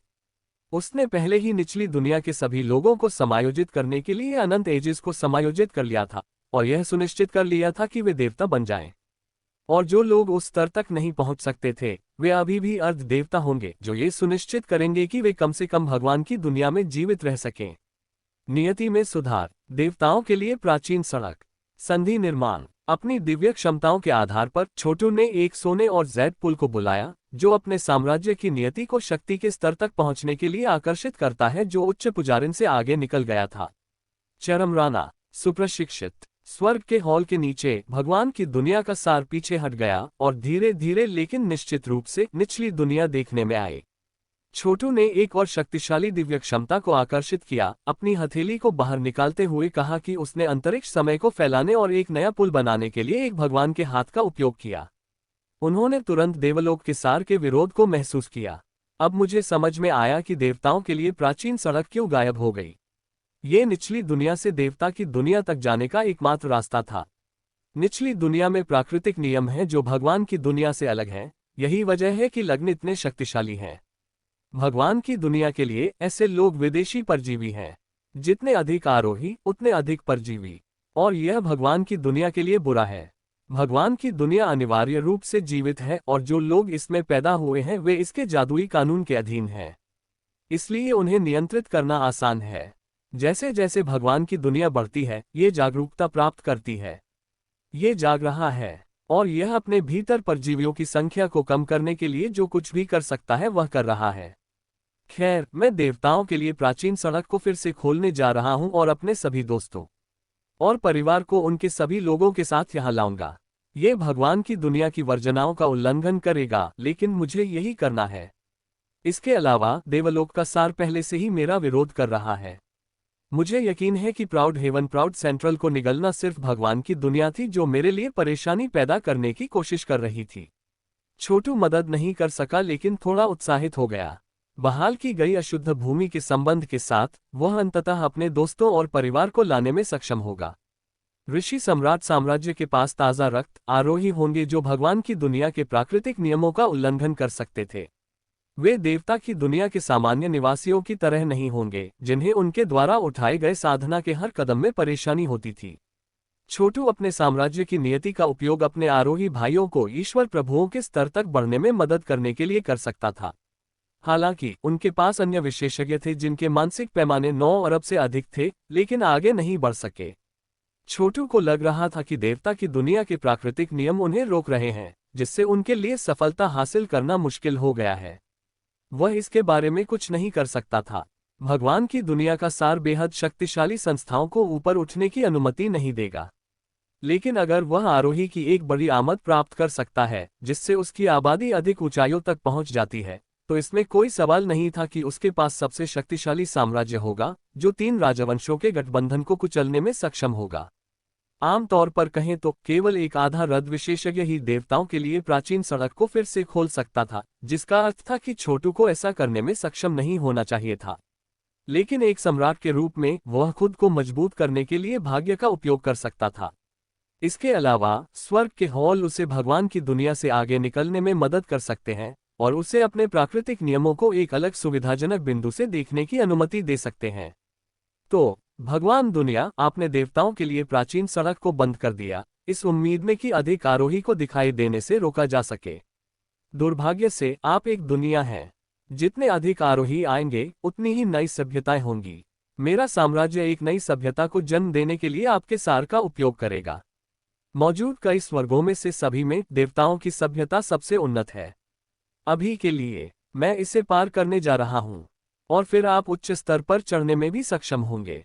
तुम क्या सोचते हो? छोटू उम्मीद कर रहा था कि उसके शब्द देवता जगत के सार को उत्तेजित करेंगे और इसकी कुछ बाधाओं को ढीला कर देंगे। अफसोस की बात है कि उनके प्रयास व्यर्थ थे।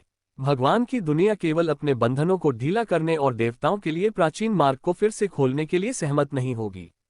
ठीक है, खोला रहो। छोटू ने अपने हाथों को हवा में घुमाया, क्षेत्र में भगवान की दुनिया के सार को तोड़ दिया और स्वर्ग के हॉल की शक्ति को नदी की तरह आगे बढ़ने दिया। सनसनाहट। भगवान की दुनिया का सार अभिसरण करने लगा, जिससे चमकदार रोशनी बन गई, जो लंबे बालों वाली एक युवा महिला के रूप में दिखाई देती थी, जो एक सुंदर और सरल परिधान पहने हुए थी। अप्रत्याशित रूप से यह महिला छोटू की माँ ग्रीनसुरा प्रतीत हुई। माँ, छोटू ने कहा, उसकी निगाहें अचानक अवर्णनीय रूप से तेज हो गईं। कोई आश्चर्य नहीं कि मैं केंद्रीय राजवंश में या प्राउड हेवन पर उसकी आभा को महसूस नहीं कर सका। प्राउड हेवन ने प्राउड सेंट्रल को खा लिया क्योंकि भगवान की दुनिया का सार परेशानी पैदा कर रहा था।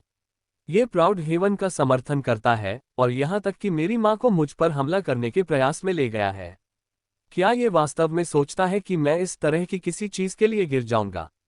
मेरा साम्राज्य, मेरी सभ्यता कुछ अवर्णनीय रूप से शक्तिशाली होने जा रही है। मैं कुछ भी और सब कुछ पार करने जा रहा हूँ, और इसका मतलब है कि मैं अपनी माँ को भी बचाने जा रहा हूँ। यहाँ तक कि अगर वह पूरी तरह से अस्तित्व से मिटा दिया गया है, तो मैं उसे वापस लाऊंगा। एक बार जब मेरा साधना आधार भगवान की दुनिया में सब कुछ से आगे निकल जाता है, तो इसके सभी प्राकृतिक नियम मेरे लिए एक भ्रम के अलावा और कुछ नहीं होंगे।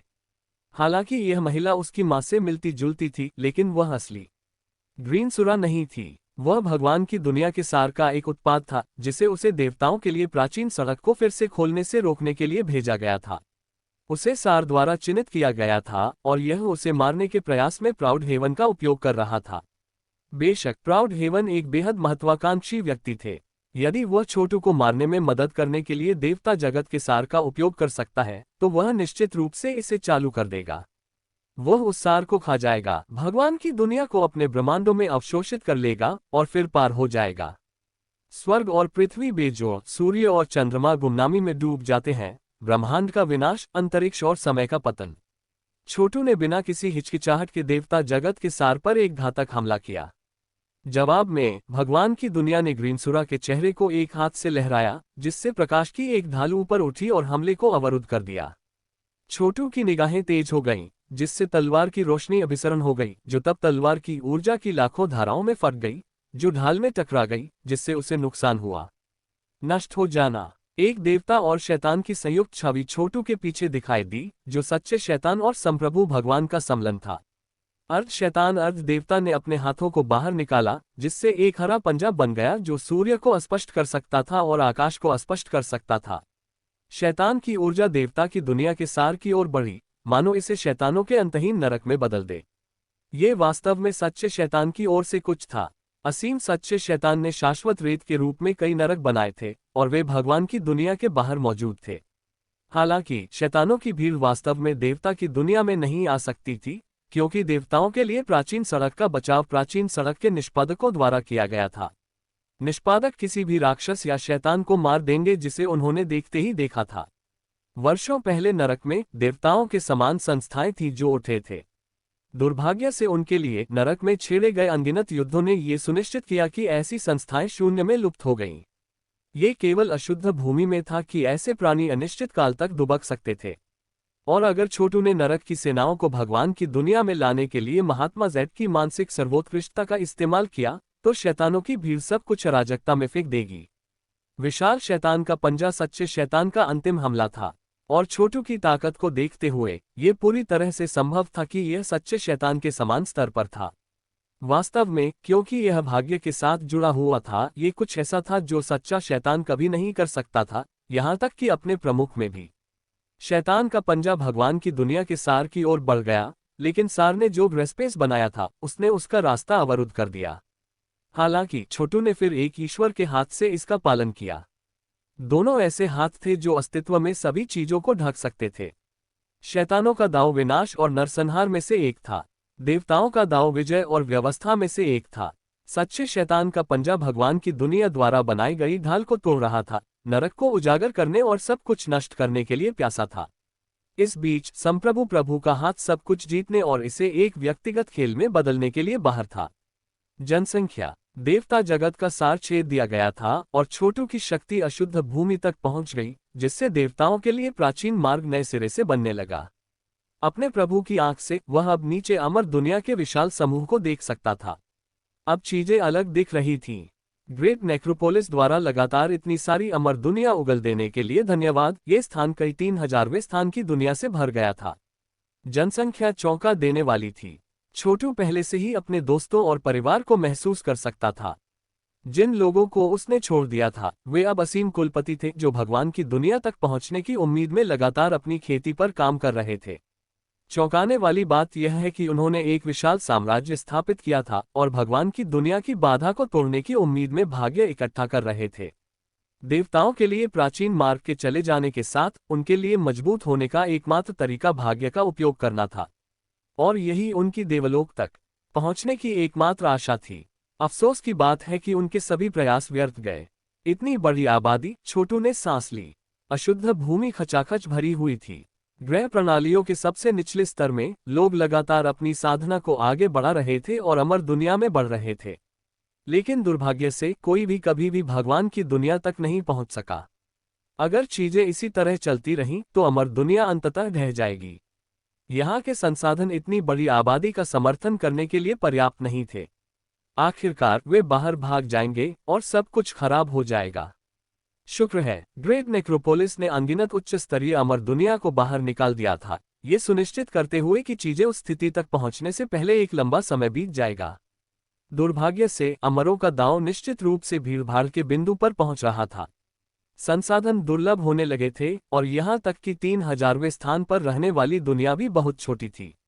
छोटू के दोस्तों और परिवार ने सबसे अच्छे स्थानों पर कब्जा कर लिया और दबंग ताकतें थीं जिनके खिलाफ कोई भी नहीं लड़ सकता था। आखिरकार उसने उन सभी को गॉड लीजन सील से शक्ति का बढ़ावा दिया था। अमर लोगों के दांव का कोई भी व्यक्ति कभी भी उनसे आगे नहीं निकल सका। छोटू जैसा कोई भी फिर से उठ नहीं सकता था और चूंकि देवताओं के लिए प्राचीन सड़क काट दी गई थी, इसलिए भगवान की दुनिया से ताज़ा खून उतरने का कोई रास्ता नहीं था। अमर दुनिया स्थिर थी और अंततः मृत्यु से अभिभूत हो जाएगी, और यही देवलोक का सार चाहता था। भगवान की दुनिया ने कभी कैसे अनुमान लगाया होगा कि छोटू इतनी तेजी से आगे बढ़ेगा या एक साम्राज्य बनाएगा जिसे वह इतने प्रभावी ढंग से उपयोग कर सकता है। वह पहले से ही आधे रथ स्तर के कगार पर था। अपने भाग्य और संप्रभु प्रभु और सच्चे शैतान की संयुक्त शक्ति के साथ वह ईश्वरीय दुनिया की जेल से मुक्त हो गया था। छोटू अपने सच्चे स्व के रूप में अमर दुनिया में नहीं जा सका। वह इतना शक्तिशाली था कि अगर वह वहां जाता है तो उसकी उपस्थिति मात्र से सब कुछ नष्ट हो जाता है और सभी को मार डालता है।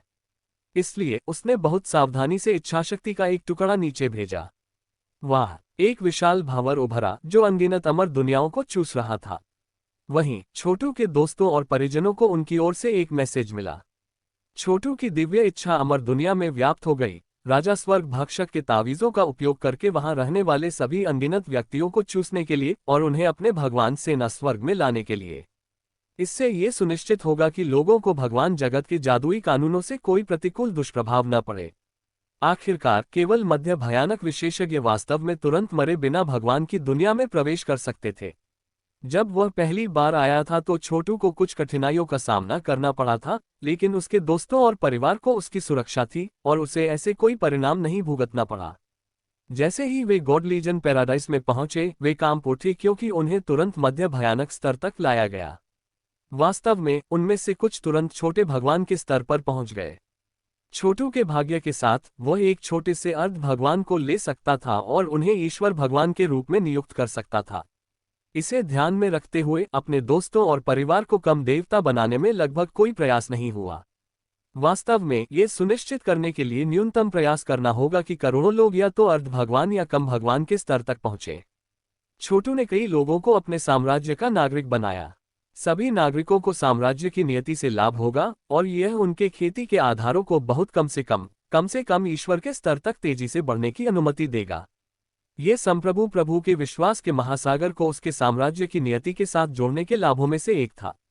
घड़घड़ाना। जैसे ही छोटू ने अपने दोस्तों और परिवार को अशुद्ध भूमि से अपने गॉड लीजन पैराडाइस में खींचा, देवताओं के लिए प्राचीन सड़क कांपने लगी जैसे कि यह किसी भी क्षण ढह सकती है। छोटू कितना मजबूत था, इसके बावजूद वह इस प्रयास को थोड़े समय के लिए ही बनाए रख सका। अंत में वह वास्तव में आधा रथ विशेषज्ञ नहीं था। हालांकि थोड़े समय में भी वह पहले ही 1 क्विंटिलियन लोगों को ऊपर खींच चुका था। यह कोई छोटी संख्या नहीं थी, ये पहले से ही ऋषि सम्राट साम्राज्य की मौजूदा आबादी से कई गुना अधिक था। अधिकांश या तो अर्ध देवता या कम देवता थे, हालांकि कुछ मध्य भयानक स्तर में थे, जिसका मतलब था कि इस समय उनके लिए जीवित रहना भी मुश्किल होगा। ये सुनिश्चित करने के बाद कि वे सभी तैयार हैं, छोटू ने उन्हें ऋषि सम्राट साम्राज्य की गहराई में भेज दिया। एवरलास्टिंग एजेस के भीतर वे ऋषि सम्राट मजिस्ट्रेटों और अन्य प्रतिनिधियों से मिले, फिर उन्हें दिखाया गया कि उनके उपयोग के लिए विशेष भूमि कहाँ तैयार की गई थी। आदिम अराजकता पैलियो ऊर्जा का उपयोग अंतहीन संसाधनों को बनाने के लिए किया गया था, जिनका उपयोग वे अपनी खेती के लिए कर सकते थे। अमर दुनिया के दोस्त, एक ऋषि सम्राट मजिस्ट्रेट ने कहा, अब आप भगवान की दुनिया में हैं। हमारे महान नेता महामहिम छोटू, वही जिन्होंने अमर दुनिया को एकजुट किया, ने एक भव्य साम्राज्य की स्थापना की है, जिसका अब आप हिस्सा हैं। अभी के लिए आपको केवल आराम और रिकवरी पर ध्यान देने की आवश्यकता है। इससे चीजें आसान हो गईं कि इनमें से अधिकांश लोग पहले से ही छोटू से परिचित थे या यहाँ तक कि उनके करीब भी थे। नतीजतन उनके लिए अपनी नई परिस्थितियों के साथ तालमेल बिठाना मुश्किल नहीं था। वास्तव में बहुत पहले ऋषि सम्राट मजिस्ट्रेट उन्हें ऋषि सम्राट साम्राज्य के मौजूदा समाज में एकीकृत करने के लिए ले जा रहे थे। उनका खुले दिल से स्वागत किया गया। ऋषि सम्राट साम्राज्य के लोग जानते थे कि छोटू ने देवताओं के लिए प्राचीन सड़क को फिर से खोल दिया था और साम्राज्य की आबादी को बढ़ाने के लिए कई आरोही लाए थे, और जनसंख्या में इस तरह की वृद्धि से साम्राज्य को बढ़ने में मदद मिलेगी।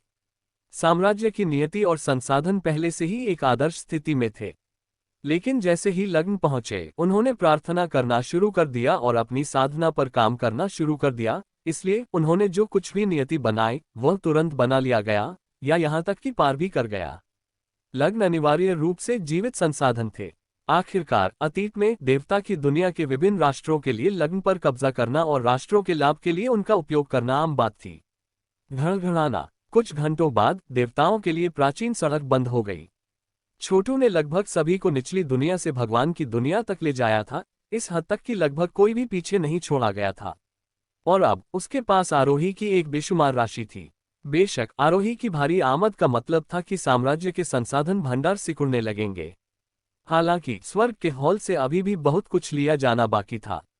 इसके अलावा ऐसा नहीं था कि कम देवता इतने सारे संसाधनों का उपभोग करेंगे। एक एकल सर्वोपरि परमेश्वर 100 अरब कम देवताओं के रूप में कई संसाधनों का उपयोग करेगा। बेशक इसका मतलब ये था कि जैसे जैसे आरोही की खेती के आधार बढ़ेंगे, संसाधन अधिक से अधिक तेजी से गायब होने लगेंगे। शुक्र है, छोटू के साम्राज्य की नियति ने यह सुनिश्चित किया कि चिरस्थायी एजिस का लगातार विस्तार हो रहा था, और जैसा कि यह अधिक मौलिक अराजकता पैलियो ऊर्जा में लेता है, यह अधिक संसाधनों का उत्पादन कर सकता है। जब तक अवशोषित करने के लिए प्राथमिक अराजकता पैलियो ऊर्जा थी, तब तक संसाधनों की कमी नहीं होगी। इस प्रकार आरोही संसाधनों के बारे में चिंतित नहीं थे और इसके बजाय उनकी खेती, उनकी प्रार्थनाओं और उनके सामाजिक संबंधों पर ध्यान केंद्रित कर सकते थे। एवरलास्टिंग एजेस में खेती का एक स्वर्ण युग फल फूल रहा था। लग्न चींटी कॉलोनी की तरह सामंजस्यपूर्ण थे। उन्होंने लड़ाई नहीं की या कोई समस्या पैदा नहीं की। आखिरकार एक सर्वोपरि भगवान एक पल में उन सभी को मिटा सकता है। हालांकि जैसे जैसे वे मजबूत और मजबूत होते गए और सभी प्रकार के प्रशिक्षण प्राप्त किए, वे स्तरों के माध्यम से बढ़ने लगे। एक के बाद एक वे महान देवता, पूर्ण देवता और पूर्ण देवता बन गए। कुछ ने असीमित विल अभिसरण भी विकसित किया। देवताओं के लिए प्राचीन सड़क अंत में ढह गई, छोटू ने सोचा। लेकिन इससे कोई फर्क नहीं पड़ता। अमर दुनिया में जो कुछ भी पीछे रहता है वह मेरे लिए महत्वपूर्ण नहीं है।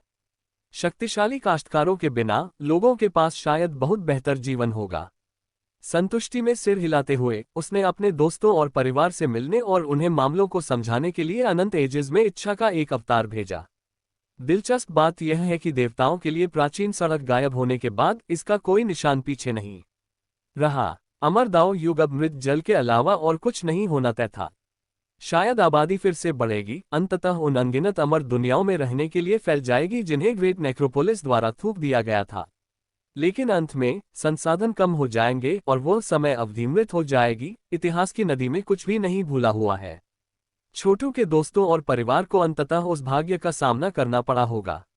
लेकिन शुक्र है, उसने उनके लिए भगवान की दुनिया में आने और उस अपरिहार्य संकट से बचने का रास्ता खोल दिया था। छोटू ने तुरंत अपने दोस्तों और परिवार को नेतृत्व की स्थिति संभाली। आबादी का एक पंचक अविश्वसनीय था और सब कुछ संभालने के लिए पर्याप्त ऋषि सम्राट मजिस्ट्रेट नहीं थे। बेशक ऐसे और भी सरकारी अधिकारी थे जिन्हें मामलों को संभालने के लिए प्रशिक्षित किया गया था। यह अस्थायी रूप से पर्याप्त होगा। हालांकि छोटे सरकारी अधिकारी ऋषि सम्राट मजिस्ट्रेटों के साथ साथ चीजों को संभाल नहीं सकते थे, लेकिन कम से कम ये कुल अराजकता को रोक देगा और यह भाग्य को बढ़ने की भी अनुमति देगा। एवरलास्टिंग एजेस में समय समायोजित किया गया था। भगवान की दुनिया में हर 2 घंटे के लिए ऋषि सम्राट साम्राज्य में 1 साल बीत गया। भगवान की दुनिया में हर दिन अनंत एजेस के अंदर 10 साल से अधिक था। साम्राज्य में लगभग 20 साल बीत जाने के बाद चीजें एक स्थिर स्थिति में पहुंच गई थीं।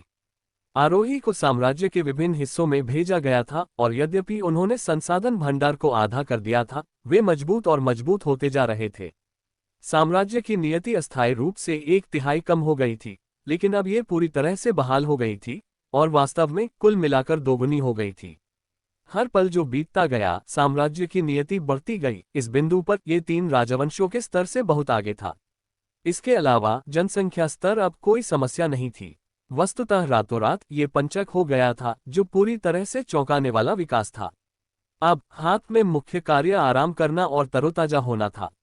एक बार जब आरोही की युद्ध क्षमता चरम स्तर पर थी, तो ऋषि सम्राट साम्राज्य अंततः युद्धपथ पर जाने की स्थिति में होगा। बेशक यह एक ऐसी प्रक्रिया थी जिसे धीरे धीरे लेकिन निश्चित रूप से लिया जाना था। छोटू ने एवरलास्टिंग एजेस को समय के सामान्य प्रवाह में लौटा दिया और उसमें से एक कंपन हुआ। फिर साम्राज्य पूर्ण शांति और संतुलन की स्थिति में प्रवेश कर गया।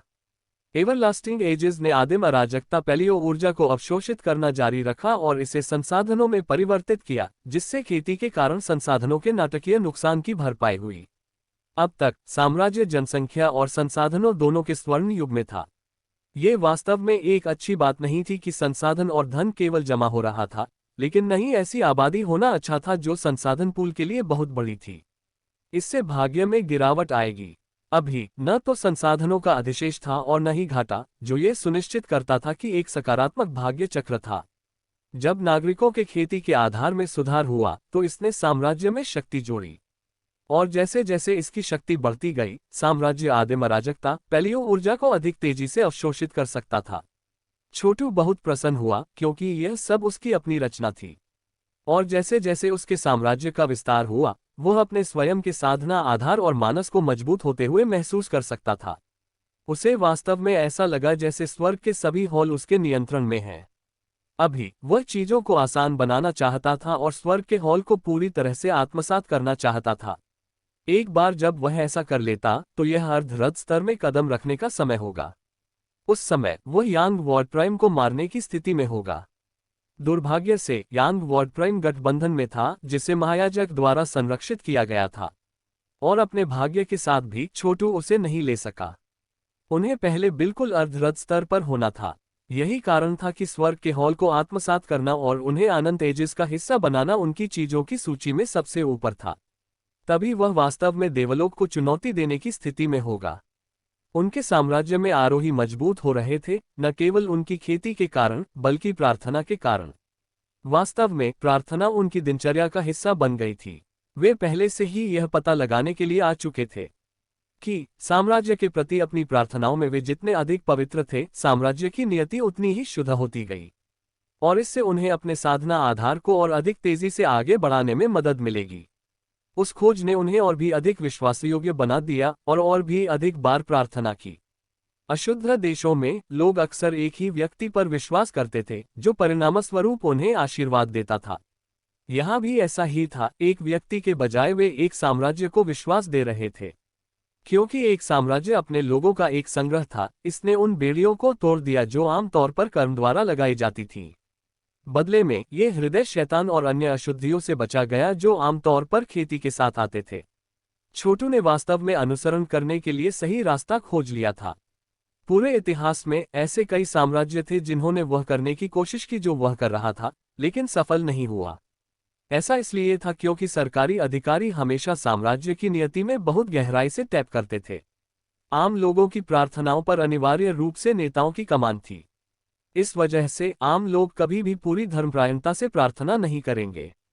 लेकिन यहाँ ऋषि सम्राट मजिस्ट्रेटों ने ये सुनिश्चित किया कि सब कुछ निष्पक्ष और न्यायपूर्ण हो और कानून सभी पर लागू हो। परिणामस्वरूप लोग पूर्ण विश्वास और धर्मपरायणता के साथ प्रार्थना कर सकते थे। इस प्रकार एक भव्य साम्राज्य का जन्म हुआ।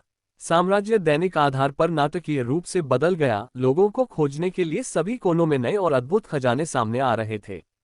छोटू को लगता था कि प्रार्थनाएं और अधिक पवित्र होती जा रही हैं और परिणामस्वरूप साम्राज्य की नियति बढ़ रही है। वह सम्राट था, इसलिए उसे भाग्य से सबसे अधिक लाभ हुआ। हालांकि विशिष्ट अनुपात तय किया गया था और इसे बदला नहीं जा सकता था। वह इस पर बहुत अधिक आकर्षित नहीं कर सकता था, ऐसा न हो कि इससे साम्राज्य को नुकसान हो। उसे साम्राज्य को मजबूत बनाने की जरूरत थी ताकि भाग्य में सुधार हो। केवल एक मजबूत साम्राज्य के साथ ही वह स्वयं भी मजबूत हो सकता था। उसका असीम मानस पहले से ही स्वर्ग के हॉल के हर कोने में व्याप्त था और अब हॉल के बाहर एक विशाल आदिम अराजकता बुजुर्ग सांप की तरह कुछ देखना संभव था। उसका मुंह उन्हें उसी तरह खाने के लिए खुला था जैसे एक सांप एक विशाल को खा जाएगा। एक बार जब मैमथ उस सांप के पेट के अंदर आ जाता था तो वह धीरे धीरे पच जाता था। एक ईश्वर का बेस्टिल अंतहीन खजानों से भरा हुआ था जो अब हॉल को आत्मसात करने की प्रक्रिया में सहायता के लिए उड़ रहे थे। एक निश्चित बिंदु पर एक ईश्वर का बेस्टिल बस गायब हो गया। यह अब अस्तित्व में नहीं था। वास्तव में एक बार जब स्वर्ग के हॉल भी छोटू द्वारा आत्मसात कर लिए गए तो संप्रभु भगवान का कोई शेष निशान नहीं रह जाएगा। उसने कहा। छोटू को अभी भी संदेह था कि संप्रभु भगवान वास्तव में इतनी सरलता से गायब हो गए थे। उसने आकस्मिक योजनाओं को पीछे छोड़ दिया होगा। शायद वह छिपा हुआ था, सही अवसर का इंतजार है। शायद वह अभी भी नींद में था, या शायद वह पहले ही स्थानांतरित हो चुका था और दुनिया में जीवित था। अगर वह जीवित था तो वह कौन था? छोटू के लिए निर्धारण करने के लिए बहुत सारे चर थे। उसे बस मजबूत होना था, अपने साम्राज्य को मजबूत करना था और भगवान की दुनिया पर कब्जा करना था। उसने कहा। छोटू अभी भी यह नहीं देख सकता था कि समग्र रूप से भगवान की दुनिया कैसी दिखती थी, हालांकि वह देख सकता था कि इसमें एक मल्टीवर्स है। कोई फर्क नहीं पड़ता कि इसे किस कोण से देखा गया था, कोई केवल हिमशैल की नोक को देख सकता था, न कि नीचे या भीतर क्या था। छोटू ने अपनी साधना और स्वर्ग के हॉल को आत्मसात करने पर ध्यान केंद्रित किया। समय बीतता गया। तारांकन तारांकन, क्या चल रहा है? 3 राजवंशों के गठबंधन में उथल पुथल मच गई थी। छोटू के साम्राज्य के विस्तार के सामने तीनों राजवंशों ने अपने पिछले मतभेदों को एक तरफ फेंक दिया था और पूर्ण सहयोग में एक साथ काम कर रहे थे। इससे पहले ऐसा कभी नहीं हो सकता था, लेकिन अब वे वास्तव में एकजुट हो रहे थे, इस हद तक कि वे एक दूसरे को बता रहे थे कि उनके पास वास्तव में कौन से संसाधन हैं। इसके अलावा उनकी नियति बढ़ रही थी, हालांकि वे एक साथ जुड़े हुए थे। जिस तरह से वे एक साथ काम कर रहे थे उसके लिए धन्यवाद। सभी को उम्मीद थी कि वे अंततः ऋषि सम्राट साम्राज्य से निपटने में सक्षम होंगे और वे आखिरकार अपनी पिछली हार के बारे में भूलने लगे थे। भाग्य में हेरफेर करने वाले 3 राजवंशों के लोगों ने एक विशाल मंत्र संरचना बनाई थी जिसने ऋषि सम्राट साम्राज्य की नियति का लगातार विश्लेषण किया था। जब उन्होंने देखा कि छोटू के साम्राज्य ने अचानक अपने भाग्य का 1/3 खो दिया है तो वे खुशी से पागल हो गए। ये सोचकर कि ऋषि सम्राट साम्राज्य में अराजक अंतर्कलह है, उन्होंने नई योजनाएं बनानी शुरू कर दी। लेकिन जैसा कि उन्होंने किया, भाग्य अचानक पूरी तरह से ठीक हो गया, फिर पहले से अधिक ऊपर उठ गया।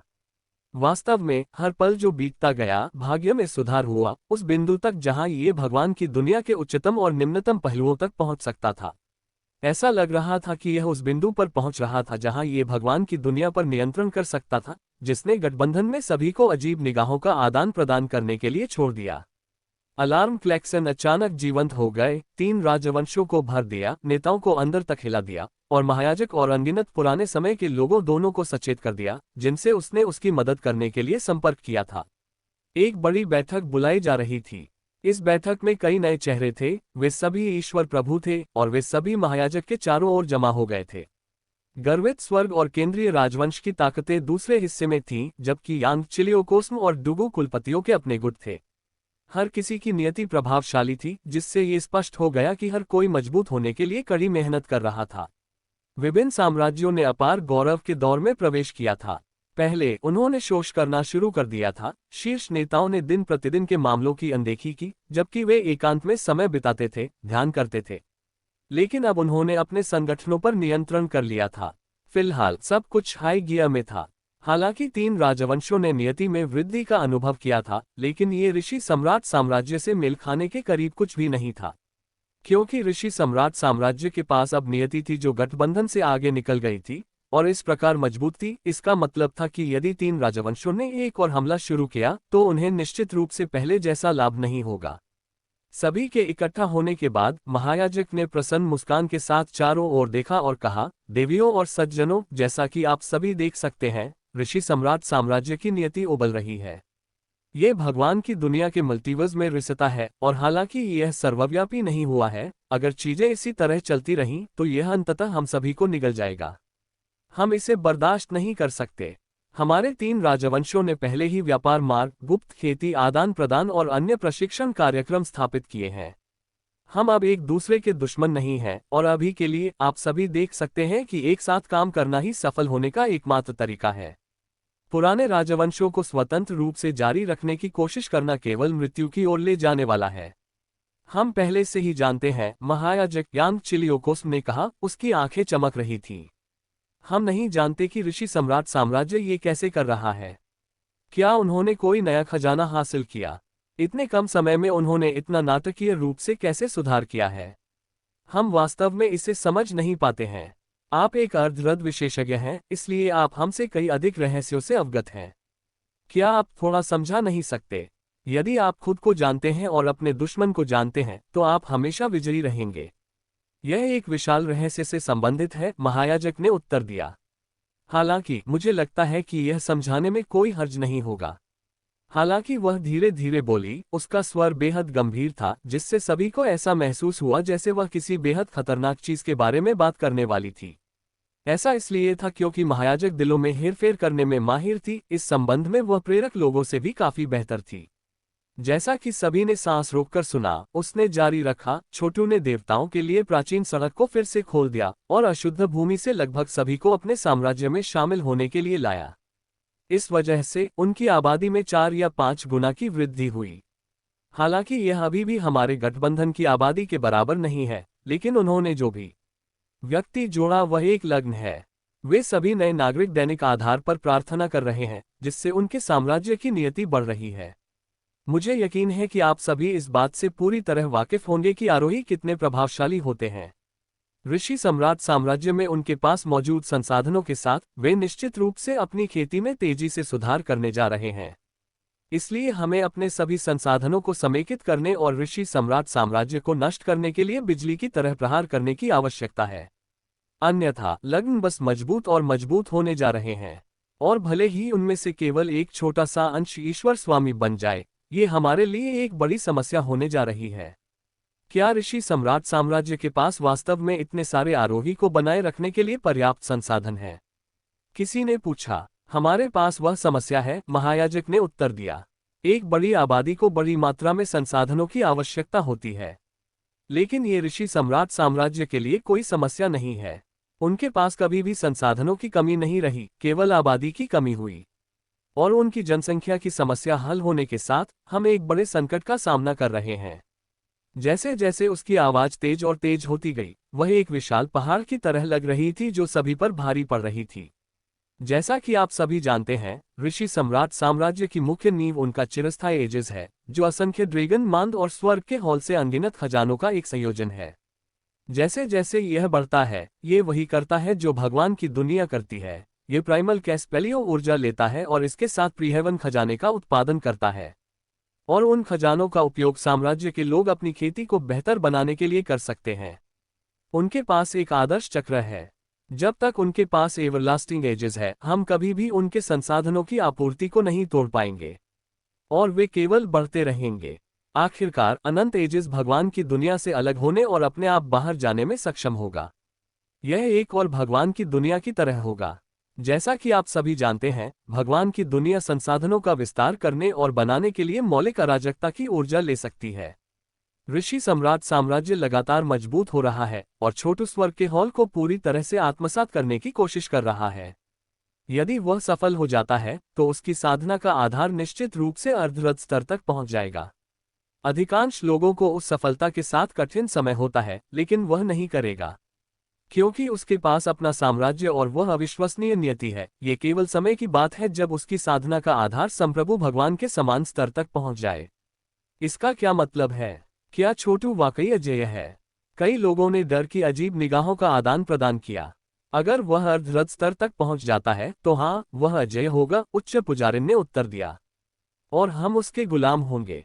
लेकिन अभी, इससे पहले कि वह उस सफलता को प्राप्त करे और इससे पहले कि उसके आरोही अपनी पूरी क्षमता तक पहुंच जाएं, वह इतना कमजोर है कि हम उसे बाहर निकालने का मौका दे सकते हैं।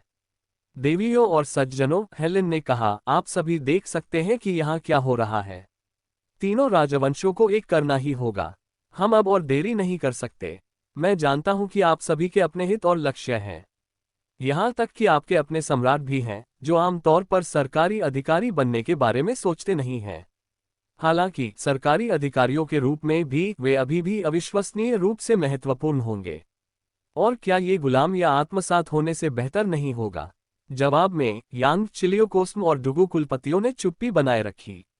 अंत में उनमें से कोई भी कभी भी तीन राजवंशों को एकजुट करने के लिए सहमत नहीं होगा, जिसके परिणामस्वरूप वे सरकारी अधिकारी बन गए। मैं एकीकरण के लिए सहमत हूं, प्राउड हेवन ने अचानक कहा। सभी ने सदमे में उसकी ओर देखा। यह नीले रंग से एक बोल्ट की तरह लग रहा था कि वह तीन राजवंशों को एकजुट करने का समर्थन करेगा। उन्हें केंद्रीय राजवंश का शासक माना जाता था, जिसका अर्थ था कि यदि एकीकरण होता है तो वह अचानक हेलेन से भी नीचे रैंक पर आ जाता। आखिरकार उच्च पुजारिन स्पष्ट रूप से नए साम्राज्य की महारानी होगी और हेलेन को विशाल शक्ति और अधिकार देगी। प्राउड हेवन जैसा कोई व्यक्ति संभवतः इस तरह के अपमान को कैसे स्वीकार कर सकता है? एक कपकपी महायाजक के माध्यम से गुजरने के लिए लग रहा था, क्योंकि उसने अपनी भेदी टकटकी को प्राउड हेवन पर स्थानांतरित कर दिया था। आप वास्तव में एकीकरण का समर्थन कर रहे हैं? गर्वित स्वर। बेशक मैं हूं, उसने जवाब दिया, हंसते हुए। यह एक अच्छा विचार है। मैं इसका समर्थन क्यों नहीं करूंगा? वास्तव में तीन राजवंशों को एकजुट करने से वर्तमान राशि से 10 गुना अधिक भाग्य प्राप्त होगा। ऐसा कोई तरीका नहीं है जिससे ऋषि सम्राट साम्राज्य इसकी बराबरी कर सके। और चीजों को प्रभावी ढंग से प्रबंधित करने के लिए एक शासक के साथ, शायद छोटू से संकेत लेते हुए, यह एक निश्चित सफलता होगी। आप और क्या नहीं कह रहे हैं? गर्वित स्वर। हेलेन ने पूछा। बस इसे हमारे सुनने के लिए थूक दो। एक ईमानदार आदमी पूर्ववर्ती नहीं है। इस बैठक का पूरा उद्देश्य ये तय करना है कि हम वास्तव में एकजुट होते हैं या नहीं। ओह! प्राउड हेवन ने हेलेन को गहराई से देखा, उसके चेहरे पर एक गहरी निर्दयी और विश्वासघाती मुस्कान। ठीक है, यह आसान है। सबसे पहले तो तीनों राजवंशों को एक करना सबके लिए सबसे अच्छी बात होगी। दूसरा, आपको सही शासक का चयन करने की आवश्यकता है। कोई ऐसा व्यक्ति जो हमारे साम्राज्य के साथ साथ छोटू पर भी शासन कर सकता है, वह उस पर शासन कर सकता है। अगर हम गलत शासक चुनते हैं तो यह आपदा की ओर ले जाएगा। अगर तीनों राजवंश एकजुट हो जाते हैं तो ये स्पष्ट है कि नेता कौन होगा, हेलेन ने कहा। वह स्पष्ट रूप से महसूस कर रही थी कि प्राउड हेवन उसके तर्क की रेखा के साथ कहाँ जा रहा था, और वह इसे एक बड़े मजाक के रूप में देखने लगी। महायाजक महारानी होगी। रुको, क्या आपको लगता है कि आप प्रभारी बनने जा रहे हैं? यदि हाँ, तो आप सपना देख रहे हैं। चाहे स्थिति, शक्ति या साधना के आधार के संदर्भ में, आप मेरे गुरु महायाजक से तुलना भी नहीं कर सकते।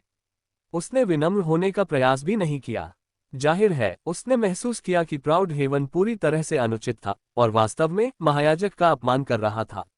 अतीत में महायाजक ने इस तरह का काम करने वाले किसी भी व्यक्ति को मार डाला होगा। क्या आप तीन संयुक्त राजवंशों प्राउड हेवन के सम्राट बनना चाहते हैं?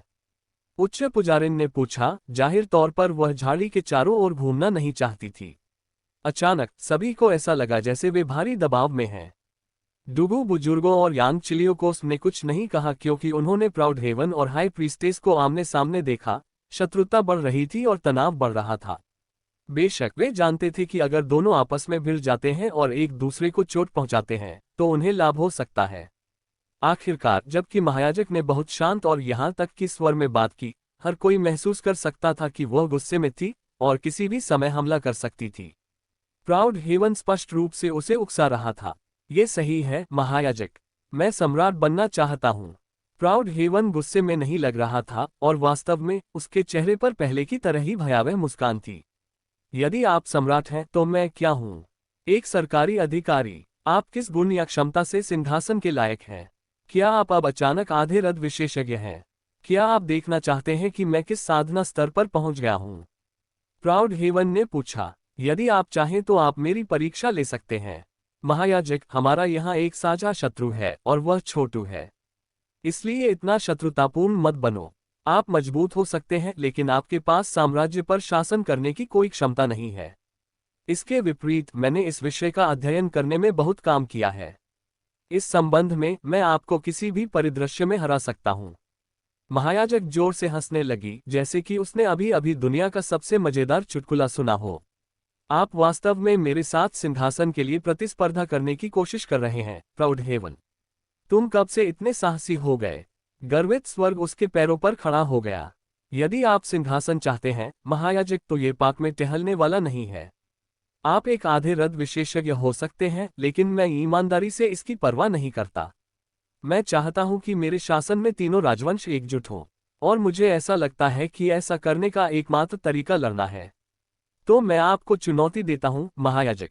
चूंकि हमारे पास बहुत सारे गवाह हैं, आइए यहीं और अभी लड़ें। मैं समय से पहले वादा करता हूं कि केंद्रीय राजवंश के भाग्य का उपयोग नहीं करूंगा।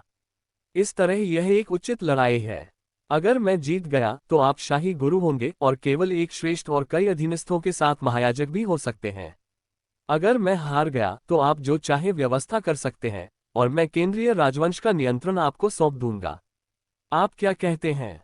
प्राउड हेवन सीधे महायाजक को चुनौती दे रहा था, और यहां तक कि अगर वह अधिक क्रोधित होती कि वह थी, तो उसने इसे स्वीकार कर लिया होता। जाहिर है, यह उसकी प्रतिष्ठा और व्यक्तिगत हितों से संबंधित था। हर कोई बड़ी चाव से देख रहा था। यदि महायाजक भाग्य चाहती थी तो उसे प्राउड हेवन से लड़ना होगा और उसे एक बाधा के रूप में हटाना होगा। उसने कहा। महायाजक प्राउड हेवन को इतनी शांति से उसका सामना करते हुए देखकर चौंक गई। आम तौर पर कहें तो भले ही प्राउड हेवन उससे कहीं अधिक मजबूत हो, फिर भी वह महायाजक के खिलाफ लड़ाई में जीत नहीं पाएगा। उच्च पुजारी ने एक अर्धरथ विशेषज्ञ थी, इसलिए केंद्रीय राजवंश की नियति में दोहन किए बिना प्राउड हेवन उसका कोई मुकाबला नहीं था। फिर भी प्राउड हेवन ने विशेष रूप से कहा था कि वह लड़ाई में भाग्य का उपयोग नहीं करेगा। तथ्य यह है कि वह अभी भी जीतने में आश्वस्त था, ये दर्शाता है कि उसके पास कुछ था। महायाजक किसी दुश्मन को कम आंकने वाली नहीं थी। वह जानती थी कि प्राउड हेवन मूर्ख नहीं था और वह अपना जीवन नहीं फेंकेगा। उसके पास स्पष्ट रूप से एक गुप्त हथियार था और उस पर एक शक्तिशाली हथियार था। दुर्भाग्य से उसे बिल्कुल नहीं पता था कि यह क्या हो सकता है। जबकि वह गहराई से घबराई हुई थी, वह इसे दिखाने नहीं दे सकती थी। प्राउड हेवन ने उसे चुनौती दी थी, और अगर वह महारानी बनना चाहती थी तो कोई रास्ता नहीं था कि वह इस तरह के परीक्षणों से पीछे हट सके।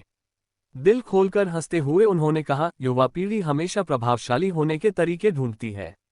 शाबाश, गर्वित स्वर्ग। बहुत बढ़िया। सालों हो गए हैं जब किसी ने मुझे चुनौती देने की हिम्मत की है। मैं कई पीढ़ियों से अजेय रहा हूँ। वास्तव में जब से संप्रभु प्रभु की मृत्यु हुई है, मैंने एक भी व्यक्ति को अपना प्रतिद्वंद्वी बनने के योग्य नहीं पाया है। हालांकि आप जानते हैं कि मुझे चुनौती देने से क्या परिणाम होने वाला है गर्व स्वर्ग।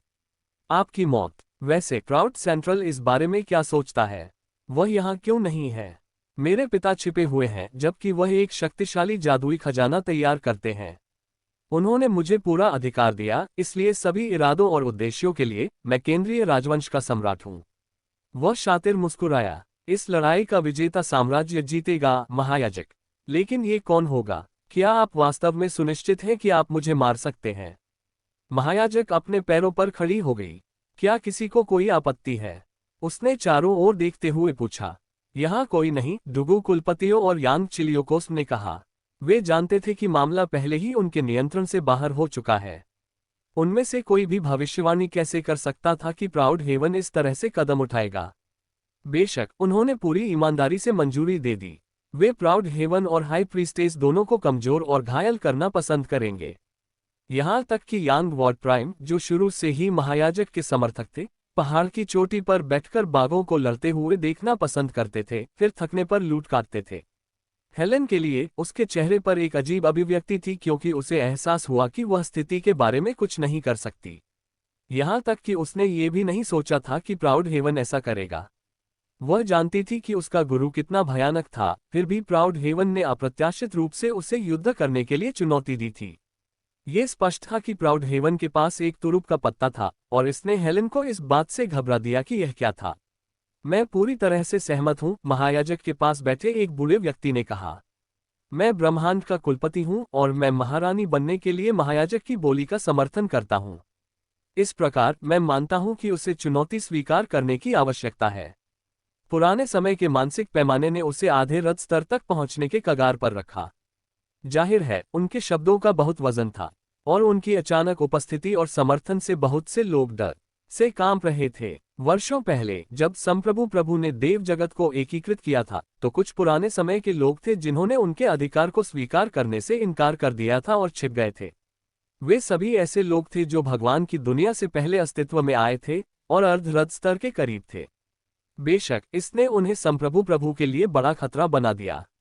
आखिरकार उसने उन्हें शिकार करने और मारने के आदेश जारी किए थे। हालांकि उनमें से अधिकांश मारे गए थे, कुछ बच गए थे और इस समय आदिम अराजकता में छिपे रहे। जाहिर है, जिन लोगों को संप्रभु प्रभु मारने में विफल रहे थे वे बेहद दुर्जय होंगे, और उनमें से एक ब्रह्मांड का कुलपति था। तथ्य यह है कि ब्रह्मांड के कुलपति यहाँ थे, उपस्थित अधिकांश लोगों के लिए भयानक था। हालांकि वह आधे रथ विशेषज्ञ नहीं था, वह अरबों वर्षों से अपनी खेती पर काम कर रहा था, और इस तरह स्पष्ट रूप से आधे रथ किए गए विशेषज्ञों को हराने के लिए पर्याप्त मजबूत था। मैं भी हाँ वोट देता हूँ, एक अन्य विशेषज्ञ ने अपने पैरों पर खड़े होते हुए कहा। मैं डार्क मिस्ट का राजा हूँ, और मैं इस बात से भी सहमत हूँ कि लड़ाई यहीं और अभी होनी चाहिए। महायाजक प्राचीन काल में भी अजेय थी, और कोई भी उपस्थित व्यक्ति उसका मुकाबला नहीं कर सकता। जो कोई भी उसे हरा देगा वह नेतृत्व के लिए उनकी बोली में हमारा समर्थन जीतेगा। डार्क मिस्ट का राजा। लोग सदमे में चिल्लाने लगे। वह एक और व्यक्ति था जिसे संप्रभु प्रभु ने मौत की सजा सुनाई थी। ऐसे और भी पुराने लोगों ने बोलना शुरू कर दिया, और वे ऐसे लोगों से जुड़ गए जिनके बारे में किसी ने कभी नहीं सुना था, लेकिन जिनका समर्थन महायाजक ने जीत लिया था। सच कहा जाए तो लड़ने से बचने का कोई तरीका नहीं था। महायाजक को एक कदम उठाना पड़ा, ऐसा न हो कि वह सारी विश्वसनीयता खो दे। लड़ाई का मैदान स्थापित करें। उपस्थित अनगिनत विशेषज्ञों ने एक विशाल युद्ध मंच बनाने के लिए 3 राजवंशों की नियति का उपयोग किया। यह इतना ठोस था कि एक आधा रथ विशेषज्ञ भी आसानी से इसकी सतह को नुकसान नहीं पहुंचा सकता था, और इसे पूरी तरह से सील कर दिया गया था ताकि कोई भी लड़ाई में हस्तक्षेप न कर सके। इसने प्राउड हेवन को सेंट्रल डायनेस्टी की नियति से भी काट दिया। इसके अलावा एक नियम स्थापित किया गया था कि जो कोई भी विजेता माना जाना चाहता था, उसे तब तक मंच पर रहना होगा जब तक कि कोई और चुनौती देने वाला न हो। तब वह व्यक्ति सम्राट होगा। हम छोटू ने देखा था कि कुछ हो रहा है। भगवान की दुनिया के मल्टीवर्स के असीम दृष्टिकोण के साथ अपनी स्थिति से वह वहां बैठकर स्वर्ग के हॉल को खा रहा था और अपनी खेती को आगे बढ़ा रहा था। कोई भी संभवतः उस पर चुपके से हमला नहीं कर सकता था, क्योंकि उसकी नियति बहुत राजसी थी। वास्तव में यह इतना शक्तिशाली था कि अगर उसने इसे चुनौती दी तो महायाजक को भी टुकड़े टुकड़े कर दिया जाएगा। युद्ध के दौरान उसने छोटू की सेना को रोकने के लिए अपने डेथलेस स्मारक का इस्तेमाल किया था, लेकिन अब यह संभव नहीं होगा कि ऋषि सम्राट साम्राज्य को संप्रभु भगवान के विश्वास के महासागर से लाभ हुआ था, और यह सभी आरोही को जोड़ने का उल्लेख नहीं था। हाल के सभी लाभों के साथ ऋषि सम्राट मजिस्ट्रेटों की संख्या अब 400 मिलियन थी, और वे अभी भी बढ़ रहे थे। ऐसा लग रहा था कि देर सबेर वे 1 अरब के स्तर तक पहुंच जाएंगे, और 1 अरब ऋषि सम्राट मजिस्ट्रेट निश्चित रूप से एक अजेय शक्ति होंगे। इसके बावजूद छोटू पूरी तरह से सतर्क रहे। अभी उनके लिए एकमात्र संभावित खतरा 3 राजवंशों से उनकी विशाल आबादी के साथ आएगा, और अगर कोई वास्तव में उन्हें एकजुट कर सकता है और उनकी शक्ति पर ध्यान केंद्रित कर सकता है, तो उस पर घातक प्रहार करना संभव होगा। उनके अलावा छोटू को डरने की कोई बात नहीं थी, भले ही गॉडमेमथ का राजा या स्वयं संप्रभु भगवान वापस आ गया हो। छोटू ने देखा कि विभिन्न पुराने समय के लोग चुपके से 3 राजवंशों में चले गए, जिससे उनकी नियति लगातार बढ़ती रही। अब राजवंशों के साथ कुछ नहीं करने का मुख्य कारण ये था कि वह चिंतित था कि अगर उनकी शक्ति केंद्रित हो गई तो क्या होगा। अभी के लिए वह तब तक इंतजार करना चाहेगा जब तक कि वह अर्धरथ स्तर तक नहीं पहुंच जाता। इसके अलावा उनके लग्न अभी भी कमजोर थे चीजों की भव्य योजना में, इसलिए यदि वे एक बड़ी लड़ाई में शामिल हो गए तो यह एक रक्तपात होगा। उन्हें मजबूत होने के लिए समय देने की जरूरत थी। इस बीच उसका साम्राज्य भी मजबूत होता जाएगा। जैसे ही उन्होंने 3 राजवंशों को देखा, वो अंततः एक ऐसी जगह पर पहुंच गए जहां उनकी दृष्टि प्रवेश नहीं कर सकती थी। तभी उसने अपने प्रभु की आंख खोली। यहां तक कि 3 राजवंशों की नियति भी उन्हें ऐसा करने से नहीं रोक सकी। वह अब देख सकता था कि 3 राज्यों की नियति अराजक थी और इस तरह कहीं भी अनंत ईजिस के स्तर के करीब नहीं थी।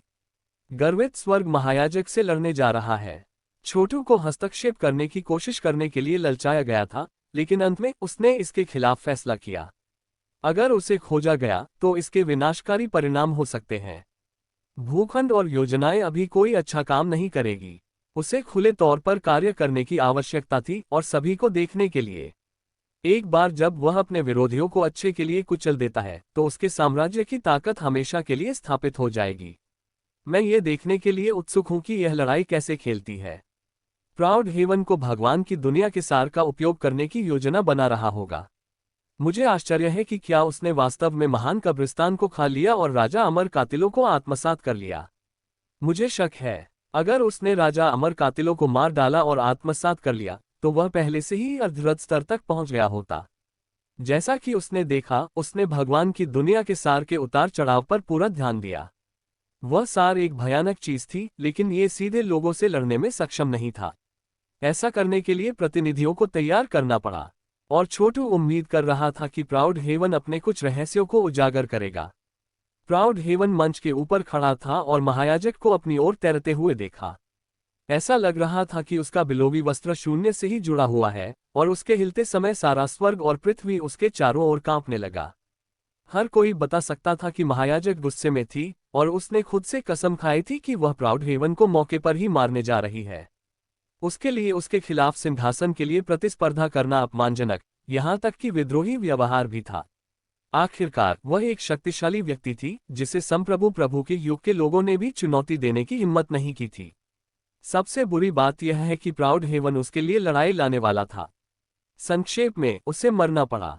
दया के लिए कोई जगह नहीं थी। तुम सच में मुझे मारना चाहती हो, है ना? प्राउड हेवन ने कहा, वहां स्थिर और अचल था, लेकिन उसके चेहरे पर एक शातिर मुस्कान के साथ जिसने उसे एक बाघ की तरह देखा जो एक मोटी भेड़ को घूर रहा था। वह हमला करने के लिए इतना तैयार लग रहा था कि ऐसा लग रहा था जैसे वह बिल्कुल भी दबाव महसूस नहीं कर रहा था। ये सही है, गर्वित स्वर्ग, लेकिन आपके लिए लड़ाई स्वीकार करने में देर नहीं हुई है। मुझे यकीन नहीं है कि आपको क्या लगता है कि आप मुझे हरा सकते हैं, लेकिन आप आधे रथ विशेषज्ञ नहीं हैं, नहीं आपके पास आकर्षित करने के लिए भाग्य है। इस लड़ाई को खत्म करने का एकमात्र तरीका आपकी मौत के साथ है। हालांकि यदि आप अपने घुटनों पर बैठ जाते हैं, प्रणाम करते हैं और केंद्रीय राजवंश का नियंत्रण सौंप देते हैं तो मैं आपकी जान बच जाऊंगा। लेकिन अगर आप चीजों को गलत तरीके से करने में हट करते हैं तो बहुत देर हो जाएगी। महायाजक, क्या आप नहीं जानते कि मुझसे इस तरह बात करना भगवान की दुनिया के सार को दूर करने वाला है? अब जब वे लड़ाई के मैदान में एक साथ बंद हो गए थे तो प्राउड हेवन को कुछ भी छिपाने की आवश्यकता महसूस नहीं हुई।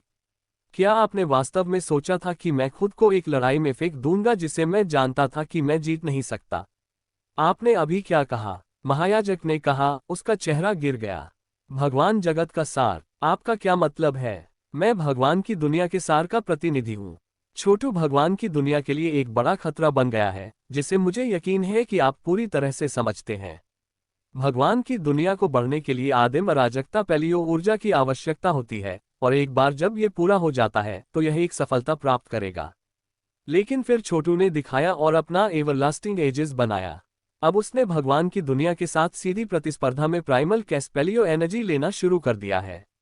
इतना ही नहीं, उन्होंने अभी अभी कई आरोही प्राप्त किए हैं जिन्हें भगवान जगत बनाए नहीं रख सकता है। देवलोक के सार में और धैर्य नहीं है, और उसने मुझे उसे मारने के लिए बुलाया है। इसके लिए बस मेरी ओर से एक सांस लेना होगा और मैं भगवान की दुनिया के साथ एक हो जाऊंगा। उसने अपना सिर पीछे फेंक दिया और दिल खोलकर हंसे क्योंकि उपस्थित सभी लोगों के चेहरे पर भद्दे भाव दिखाई दिए। केवल शब्द भगवान की दुनिया का सार कई शीर्ष विशेषज्ञों को आतंक से पूरी तरह से अवाक करने के लिए पर्याप्त थे। आखिरकार कई पुराने समय के लोग जानते थे कि भगवान की दुनिया के सार ने एक बार संप्रभु भगवान को गंभीर चोट पहुंचाई थी। भगवान की दुनिया का सार, महायाजक बड़बड़ाया और उसकी अभिव्यक्ति जल्दी से सामान्य हो गई। अब मैं समझ गया, इसलिए आपको लगा कि आप मुझे चुनौती दे सकते हैं। अफसोस की बात है कि आपने एक बड़ी गलती की है। हो सकता है कि भगवान की दुनिया का सार इसके प्रतिनिधि के रूप में आपका समर्थन करता हो, लेकिन ये लड़ाई वास्तव में खेती के आधार पर आने वाली है। अगर मैं तुम्हें मार डालता हूं तो मैं प्रतिनिधि बनूंगा। ताकत ही एकमात्र ऐसी चीज है जो मायने रखती है जब देवता की दुनिया को छोटू से छुटकारा पाने में मदद करने की बात आती है। छोटू के पास गॉड लीजन सील और महात्मा जैद हैं और उन्होंने उन्हें एक में जोड़ दिया है। वह स्वर्ग के हॉल को खा रहा है और एक बार जब वह सफल हो जाता है तो वह देवता की दुनिया पर एक घातक प्रहार करने में सक्षम होगा। और मैं अकेला हूं जो भगवान की दुनिया को उससे बचा सकता हूं। आप अपने भले के लिए थोड़े अहंकारी हो गए हैं। घड़घड़ाना। यहाँ तक कि जैसे ही शब्द महायाजक के मुंह से निकले, प्राउड हेवन अचानक कांप उठा और भगवान की दुनिया का सार जबरदस्त ताकत के साथ उससे बाहर निकलने लगा। ठंड से सूंघते हुए प्राउड हेवन ने कहा, चतुर विचार उच्च पुजारिन, बुरा नहीं है, बिल्कुल भी बुरा नहीं है। आप मुझे आशीर्वाद देने के लिए भगवान की दुनिया के फैसले को कमजोर करने की कोशिश कर रहे हैं। दुर्भाग्य से आपके लिए आपको इसे पूरा करने का मौका नहीं मिलेगा। मेरी घात कला का सामना करने के लिए तैयार हो जाओ। 10 ब्रह्मांड। घड़घड़ाना। प्राउड हेवन के पीछे 10 ब्रह्मांड दिखाई दिए। अतीत में वे मृत और बेजान थे, लेकिन अब जब वे भगवान की दुनिया के सार से संचालित थे तो वे 10 शक्तिशाली अवतार बन गए थे, जिनमें से प्रत्येक की अलग अलग सार्वभौमिक विशेषताएं थीं। और वे सभी महायाजक को कुचलने की शक्ति से बोर कर दिया। 10 ब्रह्मांड। महायाजक ने अपनी आस्तीन फड़फड़ाई। मृत्युहीन स्वर्ग कला। उसने अपना हाथ अपनी आस्तीन की गहराई से बाहर निकाला, क्षेत्र की सभी महत्वपूर्ण ऊर्जा को अपनी हथेली में चूस लिया और एक निर्वात को पीछे छोड़ दिया। नतीजतन 10 ब्रह्मांडों की आभा जगह में बंद हो गई थी। आपके पास एक शक्तिशाली साधना आधार है प्राउड हेवन, और आपके 10 यूनिवर्स द्वारा बनाए गए क्लोन बहुत प्रभावशाली हैं। वे अनिवार्य रूप से आपके 10 संस्करण हैं। हालांकि आप अभी भी अपने और मेरे बीच के विशाल अंतर को नहीं समझते हैं। मैं आधा रद्द कर दिया गया हूं। ऐसा कोई तरीका नहीं है जिससे आप मेरे जैसे किसी से लड़ सकें। हंसते हुए वह आगे बढ़ी, एक भयानक शैतान देवता की तरह लग रही थी क्योंकि उसने जारी रखा, प्रार्थना के भगवान कदम। सरसराहट। यह ऐसा था जैसे अनगिनत व्यक्तियों की प्रार्थनाएं महायाजक द्वारा एकत्र की गई थीं और एक बड़े हमले में बदल गई थीं, फिर प्राउड हेवन पर ही लॉन्च की गईं। अचानक दर्शकों ने महायाजक का एक दर्शन देखा जो बलिदान देने और प्रार्थना करने में देवताओं की सेना का नेतृत्व कर रही थी। और वह आकाश स्पष्ट, भूमि आवरण शक्ति कुछ ऐसी थी जिसका कोई भी संभवतः बचाव नहीं कर सकता था। इस हमले की गति, शक्ति और भव्यता वर्णन से परे थी, और इसकी शक्ति ने पूरे युद्ध के मैदान को कवर कर लिया, जिससे ये सुनिश्चित हुआ कि प्राउड हेवन संभवतः इससे बच नहीं सके। महायाजक द्वारा किए गए इस हमले का उद्देश्य स्पष्ट रूप से प्राउड हेवन को तुरंत मारना था। अपने क्रोध में वह उन हमलों का उपयोग कर रही थी जो देवताओं की प्राचीन सेना की प्रार्थना शक्ति पर आकर्षित करते थे, जिसका उपयोग वह संप्रभु भगवान की भी अवहेलना करने के लिए कर सकती थी। गर्वित स्वर्ग। यह मुट्ठी तकनीक कुछ ऐसी है जिसे मैंने अरबों वर्षों में संप्रभु भगवान के खिलाफ उपयोग करने के लिए तैयार किया है, अगर मुझे करना था। ये स्वयं संप्रभु प्रभु को मार डालेगा। अगर वह इससे मारा गया था तो आप निश्चित रूप से मरने वाले हैं। ऐसा लग रहा था कि अस्तित्व में कोई भी चकमा नहीं दे सकता या अवरुद्ध नहीं कर सकता। यह अच्छी तरह से नहीं होने वाला है, छोटू ने कहा। हालांकि उसका मतलब यह था कि महायाजक के लिए चीजें ठीक नहीं होने वाली थीं। यह उसके लिए स्पष्ट था कि प्राउड हेवन खुद को लाभ पहुंचाने के लिए एक अर्धरथ विशेषज्ञ के रूप में उच्च पुजारिन की शक्ति का उपयोग कर रहा था। आपको बस थोड़ी देर और रुकना होगा, किंग इमोर्टल स्लेयर, छोटू बड़बड़ाया। आखिरकार वह मदद के लिए आगे नहीं बढ़ सका। घड़घड़ाना। महायाजक की मुट्ठी प्राउड हेवन के सीने में पटक दी, जिससे दर्शकों को बहुत झटका लगा। ये स्पष्ट लग रहा था कि जो कोई भी इससे मारा गया था वह पूरी तरह से अस्तित्व से मिटा दिया जाएगा। फिर भी ऐसा लग रहा था कि यह गर्वित स्वर्ग के लिए कुछ भी नहीं कर रहा है। फिर ग्रेट नेक्रोपोलिस अचानक प्राउड हेवन के पीछे दिखाई दिया और हमले की शक्ति के रूप में कर्कश आवाजें सुनी जा सकती थीं, जो किंग इमोर्टल स्लेयर पर हमला करने के लिए अंदर घुस रही थी। किंग इमोर्टल स्लेयर से क्रोध की चीख सुनाई दी। महायाजक, तुम मूर्ख, तुम मुझ पर हमला कर रहे हो। अगग। हमले की विनाशकारी शक्ति ने राजा अमर कातिलों को घेर लिया और महान कब्रिस्तान सिकुड़ने लगा। प्राउड हेवन की इच्छा इसके चारों ओर लिपटी हुई थी और असंख्य वल्व्स मोनाक चाक की आभा बाहर निकलने लगी। गर्वित स्वर पागलों की तरह चिल्लाया क्योंकि राजा अमरकातिल चुप हो गया, ऐसा प्रतीत होता है कि गायब हो गया है। हालांकि प्राउड हेवन पर उसकी महत्वपूर्ण ऊर्जा का पता लगाना अभी भी संभव था। प्राउड हेवन ने उसे आत्मसात कर लिया था। महायाजक के हमले की शक्ति के लिए धन्यवाद। और काफी जोर से हिट होने के बाद किंग इम्मोर्टल स्लेयर की सुरक्षा सभी खराब हो गई थी, इस हद तक कि प्राउड हेवन अपनी आत्मा को आत्मसात करने और खुद को मजबूत करने के लिए इसका उपयोग करने में सक्षम था। आधा रात, मैंने आखिरकार किंग इम्मोर्टल स्लेयर को आत्मसात कर लिया। वाह हा हा हा हा हा। असहनीय रूप से अहंकारी प्राउड हेवन अब शक्ति से भर रहा था। उसी समय देवता की दुनिया का सार उसके चारों ओर लपेटे हुए ड्रैगन के मेजबानों की तरह बन गया। क्षेत्र में महत्वपूर्ण ऊर्जा बिखर गई क्योंकि उसने अपनी पिछली सीमाओं को तोड़ दिया। फिर उसकी शक्ति में उतार चढ़ाव गायब हो गया। उसका देवत्व गायब हो गया। उसका शरीर गायब हो गया। उसके बारे में सब कुछ रद्द हो रहा था। यह अर्धरथ स्तर था। प्राउड हेवन की योजना सफल हो गई थी। उसने धार्मिक न्याय के प्रभु को निगलने के लिए शक्ति के अंतिम अंश का भी उपयोग किया था। छोटू ने धीरे धीरे सांस छोड़ी क्योंकि उसने गर्वित स्वर्ग को अर्धरथ स्तर तक पहुंचते देखा। वह सच्चाई जानता था, राजा अमरकातिल मरा नहीं था। अंतिम क्षण में वह अस्तित्व की एक समझ से बाहर की स्थिति में प्रवेश कर गया था जिसके बारे में प्राउड हेवन भी नहीं जान सकता था। लेकिन छोटू को इसकी जानकारी थी। किंग इम्मोर्टल स्लेयर नहीं होगा अगर उसे मारना इतना आसान होता। गर्वित स्वर्ग अब आधा रद्द हो गया था, लेकिन किंग इम्मोर्टल स्लेयर उसके अंदर छिपा हुआ था, एक नश्वर प्रहार करने के लिए सही समय की प्रतीक्षा कर रहा था। क्योंकि छोटू ने राजा अमरकातिल को अपने शाही गुरु के रूप में नियुक्त किया था, इसलिए वह ऋषि सम्राट साम्राज्य की नियति से जुड़ा हुआ था। और उसके कारण छोटू को यह एहसास हो गया कि वह गया नहीं है। वह एक ऐसी स्थिति में था जो निवासनानासन आयतन को भी पार कर गया था, फिर भी रथ स्तर नहीं था। अर्धरथ स्तर तक पहुंचने के बाद प्राउड हेवन ने आगे कदम बढ़ाया और महायाजक की मुट्ठी पकड़ ली। आपको बहुत बहुत धन्यवाद महायाजक। आपका वह झटका वही था जो मुझे किंग इम्मोर्टल स्लेयर से निपटने के लिए चाहिए था। मैं आपके बिना कभी भी आधे रथ स्तर तक नहीं पहुंच पाता। अब मैं आपको दिखा सकता हूं कि मैं वास्तव में क्या करने में सक्षम हूं। मैं ये सुनिश्चित करने जा रहा हूं कि आप भगवान की दुनिया के सार से दफन हैं। प्राउड हेवन वास्तव में प्रसन्न था, क्योंकि वह वास्तव में इस पल के बिना सफल नहीं होता जैसा कि यह था। अब उसे विश्वास हो गया था कि वह महायाजक को हरा सकता है और 3 राजवंशों पर नियंत्रण कर सकता है।